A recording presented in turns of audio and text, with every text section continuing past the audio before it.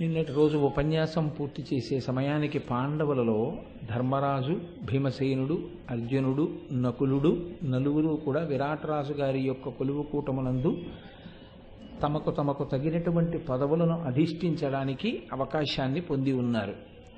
ఇవాళ సహదేవుడితో మనం కార్యక్రమాన్ని ప్రారంభం చేస్తాం. సహదేవుడు పాండవులలో చిట్ట చివరివాడు, మాద్రీసుతుడు. ఆయన విరాట్రాజు గారి యొక్క సభాప్రవేశం చేస్తున్నాడు. ఇప్పటి వరకు ఒక్కొక్కరు సభాప్రవేశం చేసేటప్పుడు ఉండేటటువంటి పరిస్థితిని గురించి మీకు నేను ప్రతి ఘట్టంలోనూ వివరించి ఉన్నాను. సహదేవుడు ప్రవేశిస్తున్నటువంటి సమయంలో ఆయన వంక అందరూ ఆశ్చర్యంగా చూడడం ఒక కారణం.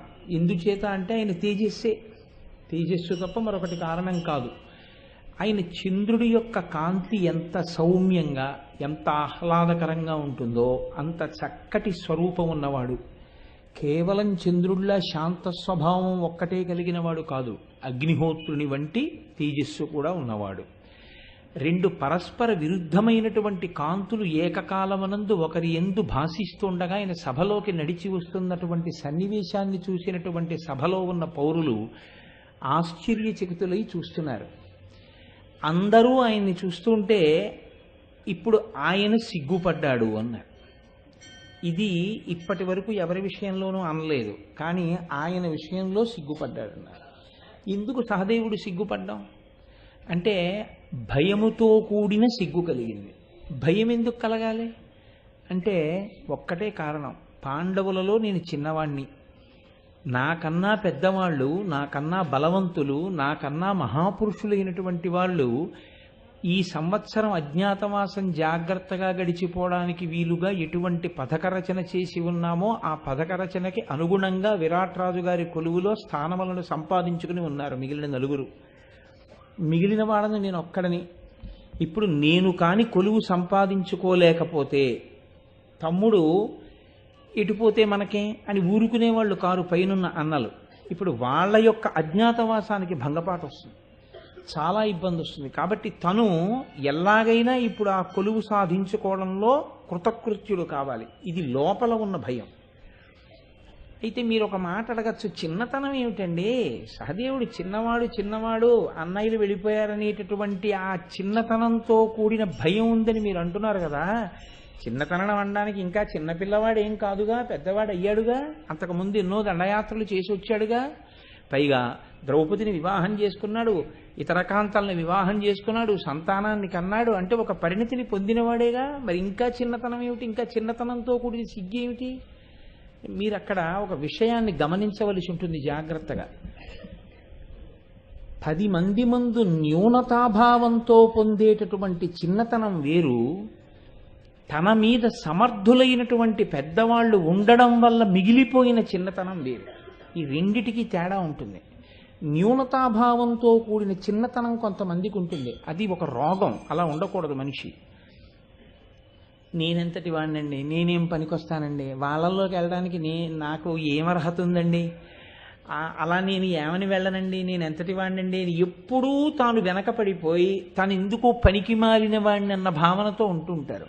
అతి చొరవ మంచిది కాదు, అలాగని అలా దాక్కునే స్వభావం మంచిది కాదు. అది న్యూనతాభావంతో కూడినటువంటి చిన్నతనం తనకి తాను ఆపాదించుకున్నది. అది కాదు సహదేవుని యందు ప్రకాశించేది. సహదేవుని యొక్క చిన్నతనం తన ముందు సమర్థులైన పెద్దవాళ్ళు ఉండడం వల్ల ఉండిపోయిన చిన్నతనం. అంటే ఇది ఎలా ఉంటుందంటే, లబ్ధప్రతిష్ఠుడైనటువంటి వ్యక్తి ఇంటికి యజమానిగా ఉన్నాడు అనుకోండి, ఆ ఇంట్లో కొడుకు చాలా పెద్ద అధికారి, చిన్న అధికారి ఏం కాదు, ఆయన దగ్గర కొన్ని వేల మంది పనిచేస్తున్నారు, అంత పెద్ద అధికారి. కానీ తండ్రి లబ్ధప్రతిష్ఠుడు, అపారమైనటువంటి కీర్తి గణించినటువంటి వాడు. ఈయనది కేవలం అధికారం వల్ల నమస్కారం ఈయనకి. ఆయనది అలా కాదు, ఆయన కనబడితే చాలు నమస్కారం, ఆయన తేజస్సుకి నమస్కారం, ఆయన విభూతికి నమస్కారం, ఆయన అనుష్ఠాన బలానికి నమస్కారం. కాబట్టి ఇప్పుడు ఆయన కీర్తి వేరు, కొడుకు కీర్తి వేరు. కాబట్టి వచ్చే వాళ్ళందరూ కూడా ఎవరి కోసం వస్తారంటే, ఆ ఇంట ఇచ్చే ప్రతి శుభలేఖ తండ్రి గారి పేరు మీదే ఇస్తారు. కొడుకు పేరు మీద ఇవ్వడం ఏమి ఉండదు, అన్నీ తండ్రి పేరు మీదే. కొడుకు కూడా ఏ నిర్ణయం చెయ్యవలసిన అవసరం ఏమి ఉండదు. తండ్రి గారు పెద్దవాడు, మహాప్రాజ్ఞుడు, గొప్ప అనుభవశాలి, యుక్తాయుక్త విచక్షణ నిరిగినవాడు. ఆయన చేసే నిర్ణయానికి తిరుగుండదు. కాబట్టి ఎప్పుడు ఆయనే నిర్ణయం చేస్తాడు. వీళ్ళింటికి మీరు వెళ్ళండి, మనం వస్తున్నామని చెప్పాను, నువ్వు కోడలు కలిసి వాళ్ళింటికి వెళ్ళి రండిరా ఒకసారి అంటాడు. ఇదిగో ఈ 1000 రూపాయలు పట్టుకెళ్ళి చదివించండి అంటాడు. చదివించండి అంటే వాళ్ళ పేరు మీద ఉండదు చదివింపు. ఆయన వచ్చారు అంటే గుర్తింపు ఎవరి వల్ల అంటే ఫలానా వాళ్ళ అబ్బాయి వచ్చాడంటారు. ఆయన ఎంత కీర్తి గణించి ఉండనివ్వండి, ఆయన ఎంత అధికారంలో ఉండనివ్వండి, ఆ పిలుపు దేంతో కలుస్తుందంటే లబ్ధప్రతిష్ఠుడైన తండ్రి ఉన్నాడు, అందుకని ఆయన కొడుకు వచ్చాడంటారు, ఆయన కోడలు వచ్చిందంటారు, ఆయన భార్య వచ్చారంటారు. ఇప్పుడు ఏమైపోతుందంటే ఆ చదివింపు కూడా ఎవరి పేరు మీద అంటే మహానుభావుడు ఆయన పంపించాడు రా అంటారు. ఆయన పంపించినటువంటి వస్త్రం, నాన్న నీకు ఇది ఆశీర్వచనం కట్టుకో అంటారు. తెచ్చినవాడు ఏమిటి అంటే ఒక దూత వంటి వాడు అంతే. ఆయన కొడుకు అవడం ఆయన అదృష్టం యథార్థానికి. తప్ప కీర్తి అంతా ఎటువైపు నుంచి అంటే తండ్రి వైపు నుంచే. ఈ పెద్దరికం ఇంట్లో ఉంటే కొడుకుకి షష్ఠి పూర్తి వచ్చినా సరే చిన్నతనమే ఉంటుంది. ఏ చిన్నతనమో మీరు అర్థం చేసుకుని ఉంటారు. తండ్రి గారి గౌరవాన్ని అర్థం చేసుకుని తండ్రి అలా గౌరవింపబడడం అత్యంత ప్రీతితో అంగీకరించి మసలుకున్న కొడుకు. ఎన్నాళ్ళకి ఆయనదేనేటంటే పెద్దరికం, ఎన్నాళ్ళు మా నాన్నగారికి 75 ఏళ్ళు వచ్చాయి, ఇంకా నా పేరు మీద ఇవ్వాలి కాదు, ఆయన రాగలరా ఏమన్నా నా అస్తమానం అన్ని పెళ్లిళ్ళకి, ఏదో ఎంత కీర్తివంతుడైతే మాత్రం అక్కర్లేదు నా పేరు మీద ఇవ్వండి అనేవాడును అలా మాట్లాడే కోడలు కాదు. ఒకవేళ ఎవరైనా తెలియక ఈయన పేరు రాస్తున్న తప్పు మా మామయ్య గారి పేరు రాయండి అని చెప్పేటటువంటి సంస్కారం ఉన్న కుటుంబం. ఇప్పుడు వాళ్ళంతట వాళ్ళకు ఒక నిర్ణయం చేయడం, వాళ్ళంతట వాళ్ళకి ఒక సమస్యని పరిష్కరించుకోవడం తెలీదు. ఏదైనా ఒక సమస్య వచ్చింది అనుకోండి, మామయ్య గారు రానివ్వండి అడుగుదాం. కాబట్టి ఇప్పుడు ఏం చేస్తారంటే రాత్రి మామయ్య గారు వస్తారు, కోడలు మామయ్య గారిని అడుగుతుంది. కొడుకు, నాన్నగారండి అడిగిందా మీ కోడలు? అడిగిందిరా చెప్పాను. ఏం చెప్పారు నాన్నగారు? ఇలా చెప్పారు. సరే నాన్నగారు అలా చెప్పారు కదా చేసేయి. ఇప్పుడు కొడుకుకి ఆలోచించడం అన్న అలవాటు ఏమి ఉండదు కొత్తగా. అలాంటి వాడికి అకస్మాత్తుగా తండ్రి గారు ఏదో ఊరు వెళ్ళారనుకోండి, ఓ పని చేయాల్సి వచ్చింది అనుకోండి, ఏదో చాలా ముఖ్యమైన పని ఇప్పుడు తాను స్వతంత్రంగా చేయవలసి వచ్చింది. అలవాట్లేని పెద్దరికం వచ్చింది. ఇప్పుడు మీరు గమనించారా లేదో, తను నిలబడడం తనకి తానుగా నిలబడాలి. ఇప్పుడు చెయ్యి వేసుకోవడానికి ఊంచుకోవడానికి అవకాశం లేదు. ఆయన పేరు చెప్పుకు బతకడానికి లేదు. ఇప్పుడు తనకి తానే ప్రకాశించాలి. ఈ ప్రకాశించడంలో ఏమైనా తేడా వచ్చిందనుకోండి, అది ముందున్న పెద్దవాళ్ళని చాలా ఇబ్బంది పెట్టేసేది అనుకోండి. ఇప్పుడు ఆ చిన్నతనం మరింత బయటికి వచ్చేస్తుంది. అయ్యి బాబో ఏమిటో మనకు అలవాట్లేదు, ఇప్పుడు ఎలాగో ఏమిటో, నాన్నగారు చూస్తే ఊళ్ళో లేరు, నాన్నగారి పేరు చెప్పడానికి వీల్లేదు, ఇక్కడ ఎలాగో ఏమిటో అన్న తడబాటు వచ్చిందనుకోండి. ఆ తడబాటు వస్తూనే అన్నీ నాన్నగారు చూసుకునేవారు, మనకేమో ఇవన్నీ తెలియవు, ఏమీ లేదు, నాన్నగారు ఉంటే గొడవ వదిలిపోయేది, నాన్నగారు లేరు, నాన్నగారు సెల్ మోగదు, నాన్నగారు ఎక్కడో కేదార్లో ఉన్నారు, అక్కడేమో సెల్ ఫోన్స్ పనిచేయవు, ఎలా ఇప్పుడు అని వేళ్ళు విరిచేసుకుంటాడు. అలా నేను ధర్మరాజు గారి తమ్ముడిని చెప్పుకుని వెళ్ళిపోవడానికి లేదు. మా అన్నయ్య గారు వచ్చారండి అందుకు నేను వెనకాల వస్తున్నానని వెళ్ళిపోవడానికి లేదు. తనంత తాను తన ప్రతిభతో విరాట్ రాజు గారి కొలువులో ప్రవేశించాలి. ఏమిటి తనకున్న ప్రతిభ? మంచి విలుకాడు, గొప్ప సుక్షత్రియుడు, అది చెప్పడానికి లేదు. ఏమని చెప్పాలి? తనకి ఎంత గొప్ప లక్షణం ఉందో అది పక్కన పెట్టి అంత హీనమైంది చెప్పాలి. ఏమిటి అంత హీనమైంది? నాకు ఆవు దూడల్ని కాయడం వచ్చని చెప్పాలి. వేరొక మాటలో చెప్పాలంటే పశువుల కాపరి. పశువుల కాపరి అనేటటువంటి దానికి బుద్ధి వైభవము ఎంత మాత్రమో అవసరము లేనివాడు. అలాగని నా ఉద్దేశ్యంలో అసలు దానికి ఏమీ తెలియనక్కర్లేదండి అని నేను ప్రతిపాదించక్కర్లేదు. కొన్ని తెలిసి ఉండొచ్చు కూడా ఆ పశువుల విషయంలో. ఇది సహదేవుడు పొందినటువంటి చిన్నతనం. ఇది సహదేవుడి యొక్క భయం. ఈ భయం, ఈ తొట్టుబాటు, ఇంతమంది నన్ను చూస్తున్నారు, ఇంతమంది నన్ను చూసేటప్పుడు చూస్తున్నవాడు ఎవరున్నాడు ఎదురుగుండా? భీముడు వంటశాలలో గడిపాడు, అర్జునుడు అంతఃపురంలో గడిపాడు, నగులుడు గుర్రాలశాలలో గడిపాడు. పక్కన కూర్చుని చూస్తున్నవాడు ధర్మరాజు గారు ఉన్నాడు. ఇప్పుడు ఆ అన్నగారంటేనే వీళ్ళందరికీ భయము, భక్తి, గౌరవం. ఆయన గౌరవం నిలబడాలి. ఆయన ఆ తమ్ముడు నేను చెప్పినట్టు నడుచుకుని చక్కగా కొలువులోకి చేరగలిగాడు అని అనిపించుకోవాలి. దానికి తోడు పక్కన రాజు ఉన్నాడు, ఆయన్ని మెప్పించాలి. అందరూ తన తేజస్సును చూసి అనుమానపడుతున్నారు. అంతమంది చూసే కొద్దీ తను సాధించవలసిన విషయంలో తడబాటు వస్తుంటుంది కదా. పైగా సహదేవుడికి ఈ ప్రత్యేకమైన సన్నివేశంలో వచ్చిన అగ్ని పరీక్ష ఏమిటో తెలుసా అండి? పరీక్షలన్నీ ధర్మరాజు ఎదుర్కొంటాడు, పరీక్షలన్నీ భీముడు ఎదుర్కొంటాడు, పరీక్షలన్నీ అర్జునుడు ఎదుర్కొంటాడు, కాకపోతే నకులుడు ఎదుర్కొంటాడు. అసలు సహదేవుడు అనేటటువంటి వాడు 10th బ్యాట్స్మెన్. ఆయన స్కోర్ చేస్తాడని పెద్ద ఊహ చేయవలసిన అవసరం ఏముంటుంది? ఏదో వచ్చేస్తాడు వెళ్ళిపోతాడు. 10th బ్యాట్స్మెన్ వచ్చేసాడు, ఇంకొక 90 రన్స్ చేయాలంటే మనం టీవీ కట్టేసి వెళ్ళిపోతాం తప్ప ఏదో అద్భుతం జరిగిపోతుందని ఊహించాం మనం. అలాంటి వాడు సహదేవుడు. అంటే నేను తక్కువ వాడని కూడా చెప్పట్లేదు, ఆయన గొప్ప విలుకాడు, సమర్థత కలిగిన వాడు. కానీ పూర్వం ఎప్పుడు తనంత తానుగా ఒక సమస్యని ఎదుర్కోనటువంటి వాడు. ఇటువంటి వాడు ఇప్పుడు ఏమైందంటే తన ముందు నలుగురు ముందు వెళ్ళారు, ఆ నలుగురిని చాలా ఆశ్చర్యంగా చూశారు. అది ఒకే రోజు ఒకళ్ళ తర్వాత ఒకళ్ళు వెళ్ళిపోయారు. ఇప్పుడు మొదటివాడు వెళ్ళినప్పుడు ఎలా ఉంటుందంటే పర్వాలేదు, ధర్మరాజు గారిని చూసినప్పుడు అబ్బా అంత తేజోవంతుడండి అన్నారు, అయిపోయింది. భీముడు వచ్చినప్పుడు అబ్బా ఎంత రౌద్ర తేజస్సు అన్నారు, అయిపోయింది. అర్జునుడు వచ్చినప్పుడు ఇదేమిటి ఇలా ఉన్నాడన్నారు, అయిపోయింది. నకులుడు వచ్చినప్పుడు ఈ అందం ఏమిటన్నారు, అయిపోయింది. ఇలా అస్తమానం ఒకటి తర్వాత ఒకటి ఇంత తేజోవంతుడు వచ్చేస్తుంటే ఏమిటంటే వరుసగా ఇలా వచ్చేస్తున్నారన్న అనుమానం బాగా పెరుగుతుంది 5వ వాడి దగ్గరికి వచ్చేప్పటికి. కాబట్టి ఇప్పుడు చిన్నవాడై పెద్ద సమస్యను ఎదుర్కొన్నాడు. ఎందుకని పెద్దవాళ్ళందరూ ముందు వెళ్ళిపోయారు. ఆ వెళ్ళిన వాళ్ళు మా అన్నయ్య గారేనండి అని చెప్పేసి గలిగితే గొడవే లేదు, గడప దాటేస్తాడు. కానీ చెప్పడానికి లేదు. పెద్ద ఆయన ఎదురుగుండా కూర్చున్నాడు. ఇంతకు ముందు ఎప్పుడు ఆయన అలా సమస్య పెట్టింది లేదు. ఇప్పుడు మీ అంతటా మీరు కృతకృత్యులు అవండి అని చెప్పి ఆయన కూర్చున్నాడు. ధర్మరాజు గారు వెళ్ళిపోయి ఇప్పుడు ధర్మరాజు రాజు ఇద్దరూ సంతోషించేటట్టుగా తాను కొలువులోకి వెళ్ళాలి. భయం ఉంటుందా ఉండదా? ఉంటుంది.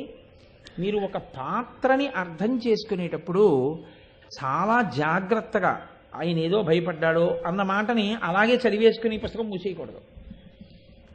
తిక్కన గారి కవిత్వంలో ఉండే గొప్పతనం ఏమిటంటే నాటకీయత. నాటకీయత అంటే ఏది వాక్య నిర్మాణం చేత ఒక వాక్యాన్ని రాసి చూపిస్తే అర్థమవుతుందో దాన్ని బాగా మనసులో చూడగలిగినటువంటి వాడికి పాత్ర మనసులో పడుతున్నటువంటి దిగులు వలన వ్యక్తమైనటువంటి భావనతో కూడిన పాత్రని మీ కళ్ళ ఎదుట అసలు మీరు ఇలా పుస్తకం తీయగానే రంగస్థలం మీద అవనిక పైకెత్తి నాటకం ప్రారంభమైనట్టుగా ఒక నాటకీయ చిత్రణ చేస్తాడు ఆయన. ఆయన కవిత్వానికి ఉన్న గొప్పతనం అది. కాబట్టి ఇప్పుడు కేవలం సహదేవుణ్ణి ప్రవేశపెట్టట్లేదు విరాట్రాజు గారి కొలువులోకి. ఎంత గొప్ప పరీక్షను ఎదుర్కొంటున్న సహదేవుడు వస్తున్నాడో మీరు గమనించాలి. వస్తున్నవాడు ఎక్కువగా నోరు విప్పి చెప్పవలసిన అవసరం లేని రీతిలో వచ్చాడు. ఎలా? ఒకవైపు దూడలని పట్టుకుని దూడల్ని కట్టేటటువంటి పలుపులన్నీ వేసుకున్నాడు. ఓ పెక్క పెద్ద పెద్ద పశువులన్నింటినీ కట్టేటటువంటి పలుపులు వేసుకున్నాడు. దూడల్ని కట్టేటటువంటి పలుపును ఆవుని కట్టే పలుపు ఒకలా ఉండవు, అది లావుగా ఉంటుంది, ఇది చాలా సన్నగా ఉంటుంది. దాని మెడకి వెయ్యాలి, ముక్కుకు తాడెయ్యాలి, ముందు 2 కాళ్ళకి బంధనం వేసి నించోబెట్టాలి. అవసరమైతే దూడకి ఓ కాలుకి తాడు కడితే చాలు, అలా బడి ఉంటుంది. ఎందుకంటే దానికి ఇంకా పెద్దగా అటు ఇటు వెళ్ళిపోవడం కొంచెం భయంతో కూడుకుని ఉంటుంది. అందుకని ముక్కుతాడు అవి వేయవలసిన అవసరం ఉండదు. ఆవు మీద పడితే భయం, దూడ చెంగున గంతులేస్తే సంతోషం కదండి. దూడలు చెంగున ఆడితేనే మనకి సంతోషంగా ఉంటుంది. కాబట్టి ఇప్పుడు దూడల్ని పట్టుకునే పలుపులు ఒక పక్కన వేసుకున్నాడు, ఆవుల్ని ఎద్దుల్ని కట్టే పలుపులు ఒక పక్కన వేసుకున్నాడు. ఒక పెద్ద తాడు కూడా ఒకటి చుట్టి మొలకు కట్టుకున్నాడు.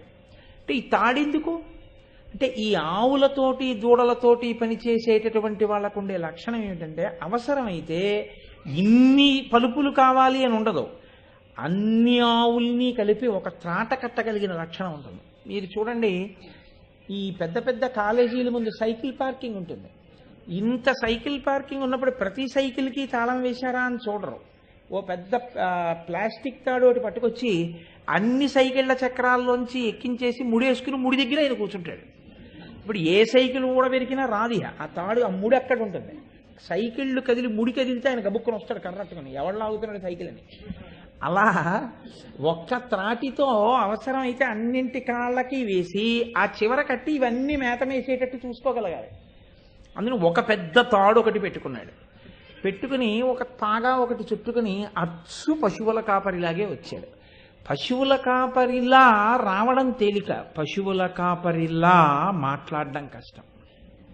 ఎందుకో తెలుసా అండి?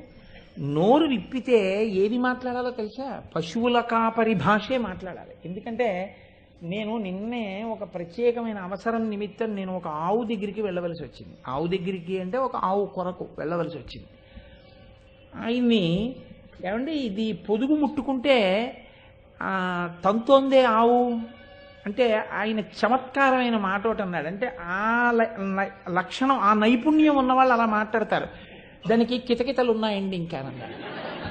అంటే కితకితలు ఉండడం ఏమిటి అంటే ఆయన అన్నాడు చాలా చమత్కారమైన మాట అన్నాడు. ఇది తొలిచూలు, ఇది 8 నెలల ఆవు, ఇది చూలుతో ఉంది, ఇంకా ఈనలేదు. దీని చనుకట్టు ఎవరు ముట్టుకున్నారు ఇంతకుముందు? ఎవరు ముట్టుకోలేదు. అవసరం ఎందుకుంటుంది? ఒకసారి ఆవు ఈనితే దాని దూడ మొట్టమొదటిసారి వెళ్ళి దాని యొక్క ఆ పితుకుల్ని చప్పరిస్తుంది తప్ప ఇప్పటి వరకు దాని శిరము తాకిన వాడు లేరు, దాని చనుకట్టు ముట్టుకోలేదు కాబట్టి ఇప్పుడు చూడుతో ఉంది అని దాని యొక్క లక్షణం తెలుసుకోవడానికి చనుకట్టు ముట్టుకుంటే తంతుంది, ఎందుకంటే కితకితలు ఉన్నాయన్నాడు. చెప్పేటప్పుడు వాళ్ళ మాట ఒకలా ఉంటుంది. నేను ఇప్పుడు మాడిన మాటలన్నీ ఒక గొల్లవాడు మాట్లాడేవి. ఏం నాయుడు గారు ఎక్కడున్నారు సభలో? వాళ్ళ మాట తీరు ఒకలా ఉంటుంది. ఆయన అన్నాడు, ఎందుకంటే అలా బెదురుతోంది అంటే మీరు కొత్త బట్టలు వేసుకున్నారు కదా అన్నాడు. అంటే కొత్త బట్టలు ఏం కావేది, కొత్త బట్టలు అంటే మేము రోజు ఏ బట్టలు వేసుకు తిరుగుతామో అలాంటివి కాకుండా గళ్ళ చొక్కాలు, ప్యాంట్లు, చొక్కాలు, బూట్లు ఇవన్నీ వేసుకుని కారు వేసుకుని అక్కడ దిగితే అది ఏమిటో కొత్త వాళ్ళు, ఈ రంగు బట్టలు ఏమిటి, ఈ బెల్ట్లు ఏమిటి, బూట్లు ఏమిటి, వీళ్ళు ఏమిటి, ఎందుకు వచ్చారు అని దానికి ఒక బెదురు. అంటే కొత్త బట్టలు చూసి బెదిరింది అన్నాడు. గొల్లవాడిగా ఉండడం కాదు, గొల్లవాడిగా వేషం కట్టడం తేలిక. మిగిలిన గొల్లవాళ్ళు చూస్తూ ఉండగా అవసరమైతే ఇతనికి ఏ పాటి తెలిసాయా అని అడిగాడు అనుకోండి, ఓ గొల్లవాడు వచ్చి అడిగితే అతనికి తగినట్టు మాట్లాడాలి, గొల్ల భాష రావాలి. ఇందులో కృతకృత్యం గొప్ప. అంతకుముందు ఎక్కడైనా షార్ట్ టర్మ్ కోర్సు నేర్చుకున్నాడేంటి సహదేవుడు? ఏమీ లేదు. కానీ ఆ పరిస్థితిలో నెగ్గడానికి కావలసిన రీతిలో మాట్లాడాలి. పెద్ద ప్రతిబంధకం ఎక్కడొస్తుందంటే చూడ్డానికి అలాగే ఉంటే గొడవలేదు, ఇచ్చేస్తారు ఆ పదవి. అలా ఉండడు, పెద్ద తేజస్సుతో ఉంటాడు. నేను ఆయన అన్నాడు వస్తూనే, మహానుభావ నేను ఆవుల్ని బాగా కాస్తాను, నేను పూర్వం ధర్మరాజు గారి యొక్క గోసంపదనంతటినీ కూడా రక్ష చేస్తూ ఉండేవాడిని. ఆయన ఇప్పుడు అరణ్యవాసానికి వెళ్ళిపోయి అజ్ఞాతవాసానికి వెళ్ళిపోయారు. అందుకని నేను కూడా కొలువు వదిలి ఇలా బయటికి వచ్చేసాను.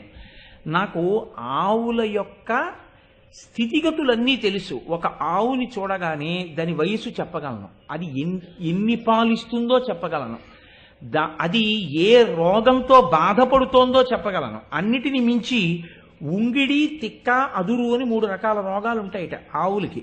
ఆ ఉంగిడి, తిక్క, అదురు అనేటటువంటి 3 రోగాలు ఆవులకి వస్తాయా అన్నది పసిగట్టగలను, దానికి తగిన వైద్యం చేయగలను. ఏ ఆవు ఏ ఆహారం పెడితే ఆరోగ్యాన్ని పెంచుకుని ఎక్కువ పాలిస్తుందో నేను అలా ఏర్పాటు చేయగలను. విశేషించి నాకు కలిగిన ప్రజ్ఞ ఒకటి ఉంది అని చెప్పాడు. ఏమిటా ప్రజ్ఞ అంటే మీరు దాన్ని అక్కడి వరకే ఒక గోపాలకుడికి ఉండవలసినటువంటి గొప్ప లక్షణంగా మీరు చూడాలి. ఈ ఆబోతు వలన ఈ ఆవు చూలు కట్టి దూడని కంటుంది అని నిర్ణయం చేసేటప్పుడు ఒక్కొక్కసారి ఆబోతుని సక్రమంగా నిర్ణయం చేయకపోతే జాతికి సంబంధించినటువంటి దూడలు మళ్ళీ పుట్టడం కష్టం అవుతుంది. కాబట్టి దానికి తగినటువంటి జాతి ఆబోతుని చూడగలగాలి. కేవలం ఆవుల్ని చూస్తే సరిపోదు. నాకు ఎంత తెలుసంటే నేను ఒక ఆబోతుని చూసి ఈ ఆబోతు వలన ఈ జాతి ఆవులు పుడతాయి అని కానీ నేను చెప్తే ఆ ఆబోతు వలన దాని సంపర్కము వలన ఆవు దూడల్ని కండం కాదు, దాని మూత్రం వాసన తగిలినా దాని మీద గాలి ఆవు మీదకి వచ్చిన ఆవు చూలు నిలబడుతుంది, అలా చెప్పగలను అన్నాడు. ఇది ఆవుల విషయంలో తనకి ఉన్న పరిజ్ఞానంలో పతాక స్థాయి మాట. ఇది కేవలం నేను ఆవుల్ని పెంచుతాను, ఏదో కుడికి పెడతాను, ఆకుకూరలు పెడతాను, అది పెడతానంటే నా పరిజ్ఞానంలాగే ఉంటుంది. అలా కాదు. గంగడోలుని వినిచో ఆవు చాలా సంతోషించును, ఇలాంటి మాటలు చెప్తే వాడికి కేవలం ప్రాథమిక విషయాలు మాత్రమే తెలిసాయి. అది కూడా తెలియకపోతే వాడి కర్మ. కానీ అంత దూరం మాట్లాడగలిగితే ఖచ్చితంగా గోపాలుడిగా ప్రజ్ఞ ఉంది అని. ఇప్పుడు విరాట్ రాజు గారు అన్నారు, అన్నీ విని చాలా బాగుంది నువ్వు చెప్పిన మాట, నిజమే, నిన్ను నా గోసంపద రక్షించడానికి తీసుకోవలసిందే. కానీ ఎక్కడి మాట గొల్లతనమించుక ఏనియులేదు నీ దశన్, చక్కని మేను నీ గరువ చందము కాంతియు చూడవచ్చినన్, నిక్కువ మీవు సూర్య శశి నిర్మల వంశజులైన రాజులందొక్క మహానుభావు తనయుండవు కావలయున్ నరోత్తమ. విరాట్ రాజు గారు లెక్క కడితే అండి ఆ విరాట పర్వంలో 2 4 అంతే. అంత ఖచ్చితంగా లెక్క కట్టేశాడు పాండవుల్ని. కానీ ఎక్కడ దాటలేకపోయాడంటే 5 వరుసగా వచ్చినా ఏదో తేడా ఉందని మాత్రం కనిపెట్టలేకపోయాడు. అక్కడే నేను చెప్పా మీకు, ఈశ్వరానుగ్రహం పాండవులకు ఉన్నది. కాబట్టి ఇప్పుడు ఆయన అన్నాడు, ఎక్కడి మాట, ఇది మాట ఏమిటి నీది అలా ఉంది గొల్లవాళ్ళలాగా, గొల్లతనం మించుక ఏమియు లేదు నీ దశన్. పరిశీలనగా చూస్తే తాళ్ళు తగిలించుకున్నావు, తప్పెట్లు తగిలించుకున్నావు, ఆ ఆవులకి దూడలకి కట్టేటటువంటి ఆ పలుపులు తగిలించుకున్నావు, కానీ నీలో గొల్లతనం లేదు. నిన్ను చూస్తే ఏమనిపిస్తోందో తెలుసా, నువ్వు ఖచ్చితంగా సూర్యచంద్ర వంశములలో ఏదో ఒక వంశమునకు చెందినటువంటి ప్రసిద్ధుడైన ఒక రాజు యొక్క కుమారుడివి. ఎంత ఖచ్చితంగా చెప్పాడండి. నువ్వు రాజకుమారుడివి, కానీ నువ్వు గొల్లవాడిలా కనపడుతున్నావు, కాబట్టి నీకు ఇవ్వను గోశాలకి సంబంధించిన పదవి. నువ్వు నీ స్థాయికి తగిన పదవిని స్వీకరించి నా యొక్క సంపదని రక్షణ చెయ్యి, నా రాజ్యాన్ని రక్షణ చెయ్యి. నువ్వు ఆ పదవిలో ఉండు తప్ప నువ్వు ఈ గో సంపదకి సంబంధించిన పదవి నాకు వద్దండి. అంటే ఆయన అన్నాడు, మహారాజా, దేహంలో ఏదో ఓ కాంతో ఓ మెరుపో ఉన్నంత మాత్రం చేత అటువంటి పనులు చేయగలిగిన వాడినా నేను అర్భకుణ్ణి. నాకేమొచ్చు, ఆవుల్ని దూడల్ని తోలడం, ఆవుల్ని దూడల్ని రక్షించడం తప్ప అంతకన్నా నాకు ఏ పరిజ్ఞానం లేదు. అటువంటి నా యందు నువ్వు విశేషమైన వాత్సల్యం చూపించి పెద్ద పెద్ద పదవులు తీసుకొచ్చి కట్టబెట్టినా నేను వాటిని నిలబెట్టుకోగలిగిన వాడను కాను. నేను అడిగిన పదవి, నాకు తగిన పదవి, ఆవుల్ని దూడల్ని కాపాడగలిగిన పదవిని నాకు ఇయ్యి చాలు. అంటే ఆయన అన్నాడు, అనుటయునెట్టకేలకు ధరాదిపుడట్టుల కాకయంచు ఆతని వదనంబు సూచి ఉచితంబవునేమి ప్రియంబయేని ఎట్లును గురుకార్య వర్తనముల్ రుచియింపకయుండునేని గోధనములకెల్ల రక్షణము తత్పరతం తగచేయు ముఖ్యతం. నేను ఎంత చెప్పినా నువ్వు పెద్ద పదవిని స్వీకరించడానికి ఇష్టపడకపోతే, నిజంగా నువ్వు పెద్ద పెద్ద పదవులు నిర్వహించడానికి శక్తి లేని వాడిని అని నువ్వు అనుకుంటుంటే, నీకు నేను ఇస్తున్న పదవివే ఉచితము అని నిజంగా నువ్వు నమ్మితే, అంటే ఎక్కడ పెట్టాడు మిలిక, ఇచ్చేటప్పుడు ఆయనకి అది ఉచిత పదవి అని నమ్మి ఇవ్వలేరు విరాట్ రాజు. అంటే మీరు ఎంత స్పష్టంగా ఎంత దాచినా పాండవుల తేజస్సు దాచబడలేదు. కానీ విరాట్ రాజు 5 ఒక్క రోజు వచ్చినా, అజ్ఞాతవాస సమయం ప్రారంభం అవుతోందని భరతఖండం అంతా తెలిసినా విరాట్ రాజు పసిగట్టలేకపోయాడు. ఎక్కడ వరకు పసిగట్టాడంటే, వీళ్ళు రాజకుమారులే రాజులే అన్నది మాత్రం పసిగట్టాడు. 5 వచ్చారు ఏకకాలంలో, అజ్ఞాతవాస ప్రారంభకాలం, పాండవులేమో అని మాత్రం అనుకోలేకపోయాడు. అక్కడ వాళ్ళకి ఈశ్వర రక్షణ లభించింది. కాబట్టి ఇదే నీకు ఉచితం అనుకుంటే, అది నీకు ప్రియంబగునేని, అదే నీకు ప్రియమైతే, గురుకార్యవర్తనముల్ రుచియింపకయుండునేని, పెద్ద పెద్ద పనులు చేయడం నీకు నిజంగా ఇష్టం లేకపోతే నువ్వు ఆ పని చేయి. కానీ ఏ పని చేస్తావో తెలుసా, నువ్వు కేవలం ఆవుల్ని దూడల్ని కాపాడడం కాదు, నా సమస్త గోసంపదని రక్షించేటటువంటి అధికారిగా నువ్వు ఉండు. నీ కింద ఇప్పటి వరకు పనిచేస్తున్న వాళ్ళందరూ నీ కింద పనిచేస్తారు. అంటే ఇంచుమించుగా ఆ విషయానికి సంబంధించిన ప్రభుత్వ నిర్వహణని సహదేవుడి చేతిలో పెట్టాడు. సరే, చాలా సంతోషించాడు. అమ్మయ్యా, అన్నయ్య దగ్గర రాజుగారి దగ్గర ఎలాగైతేనేం పాస్ అయిపోయాను, వచ్చేసాను విరాటుడు కొలువులోకి. నా వల్ల పైనున్న నలుగురు ఖేదపడవలసిన అవసరం లేదు. ఇక అక్కడ నించుంటే ఇబ్బందిని గబగబా గోశాల వైపుకు వెళ్ళిపోయాడు. కాబట్టి 5 పాండవులు చేరిపోయారు. ఇప్పుడు మీరు చాలా చాలా జాగ్రత్తగా గమనించవలసిన అంశం ఒకటి ఉంది. పాండవుల 5 చేరిపోతే అవదు అజ్ఞాతవాసం. ద్రౌపదీదేవి చేరాలి. ద్రౌపదీదేవి చేరడం పాండవుల్లా చేరడం కుదరదు. ఎందుకనంటే ఆవిడొచ్చి విరాట్ రాజు గారిని అడగలేదు. ఆవిడ మహాపతివ్రత. ఆవిడ సభలోకి వచ్చి విరాట్ రాజుని మీ భార్యకి నేను సైరంధ్రిపం చేస్తాను అని అడగదు. కాబట్టి ఇప్పుడు ఆవిడ ఏ మార్గంలో వెళ్ళాలి? ఆవిడకున్న మార్గం తిన్నగా సైరంధ్రి సుదేష్ణ యొక్క దృష్టిలో ఆవిడే పడాలి. సుదేష్ణ దృష్టిలో పడడం అంత తేలిక విషయం కాదు. ఎందుకంటే సుదేష్ణ అంతఃపురంలో ఉంటుంది. అంతఃపురంలో ఉన్న సుదేష్ణ దర్శనానికి ఈవిడ ప్రయత్నించింది అనుకోండి, ఈవిడికి దర్శనం లభించవచ్చు, లభించకపోవచ్చు. మధ్య వాళ్ళ మాటలు, మధ్య వాళ్ళ ప్రవర్తన ఎలా ఉంటుందో మనం లెక్క కట్టలేం. కాబట్టి ఇప్పుడు ఆవిడ తనంత తానుగా తాను ఒక్కతయే ప్రయత్నం చేసుకోవాలి. మిగిలిన వాళ్ళకి 5 కలిసే వచ్చారు. ముందు ధర్మరాజు గారు ఎదురుగుండా కూర్చున్నాడు. వీళ్ళకి గుండె నిబ్బరం. భీముడు రాగానే ధర్మరాజు గారు ఎదురుగుండా ఉన్నాడు. అన్నిటికన్నా పెద్ద విషయం ఏంటంటే వెనక ఒక్కొక్కళ్ళు చేరిన వారు తలో చోటికి వెళ్ళిపోయారు. వెళ్ళిపోయినా వీళ్ళందరికీ పెద్ద దిక్కు ఎవరి మొహం చూస్తే వీళ్ళకి ఊరట కలుగుతుందో, ఎవరిని చూస్తే వీళ్ళకి సగం భయం తీరిపోతుందో అటువంటి ధర్మరాజు గారు ఎదురుగుండా ఉన్నాడు. ఎందుకంటే విరాట్ రాజు పక్కనే సభలో ఉన్నాడు. కాబట్టి తర్వాత భీముడు వచ్చి మాట్లాడినా, అర్జునుడు వచ్చి మాట్లాడినా, నకులుడు వచ్చి మాట్లాడినా, సహదేవుడు వచ్చి మాట్లాడినా, మనం ఏదైనా కొంచెం తడబడినా అన్నయ్య సర్దుతాడు, పర్వాలేదు, ఇప్పటికే రాజుగారి దగ్గర ప్రాపకం బాగా సంపాదించున్నాడు, తన మాటకు ఒక గౌరవాన్ని సంపాదించుకుని ఉన్నాడు అన్నయ్య, ఇది ధైర్యం. ఆవిడకి అది ధైర్యం కాదు.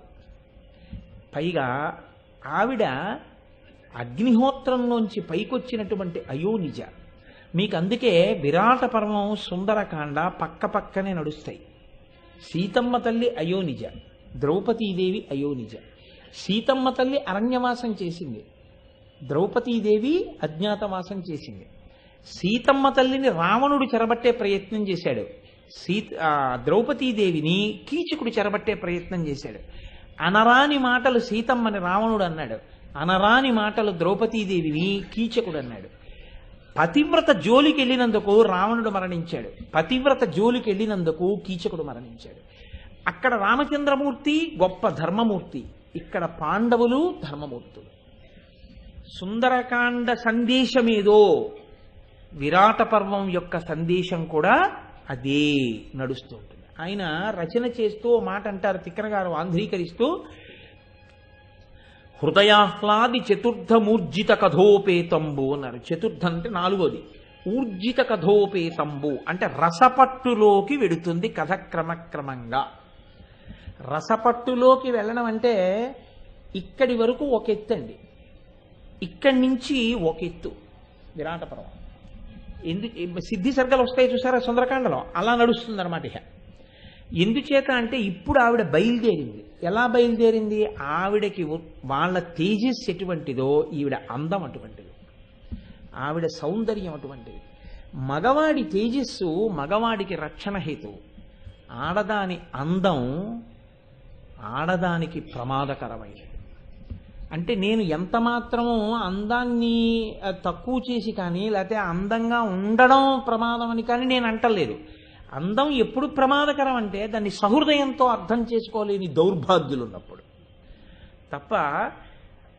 చక్కగా అటువంటి అందమునందు పరాశక్తి యొక్క సౌందర్యాన్ని చూసి, జగజ్జనని సౌందర్యాన్ని చూసి 2 చేతులు జోడించి నమస్కరించగలిగినటువంటి హృదయ ఔదార్యము, వైశాల్యము, అటువంటి వ్యావసాయాత్మికమైనటువంటి బుద్ధి కలిగిన పురుషులు ఉన్నప్పుడు స్త్రీ సౌందర్యము స్త్రీకి శాపహేతువు కాదు, ఆమెకి ప్రతిబంధకము కాదు, ఆమెను ఇబ్బంది పెట్టదు.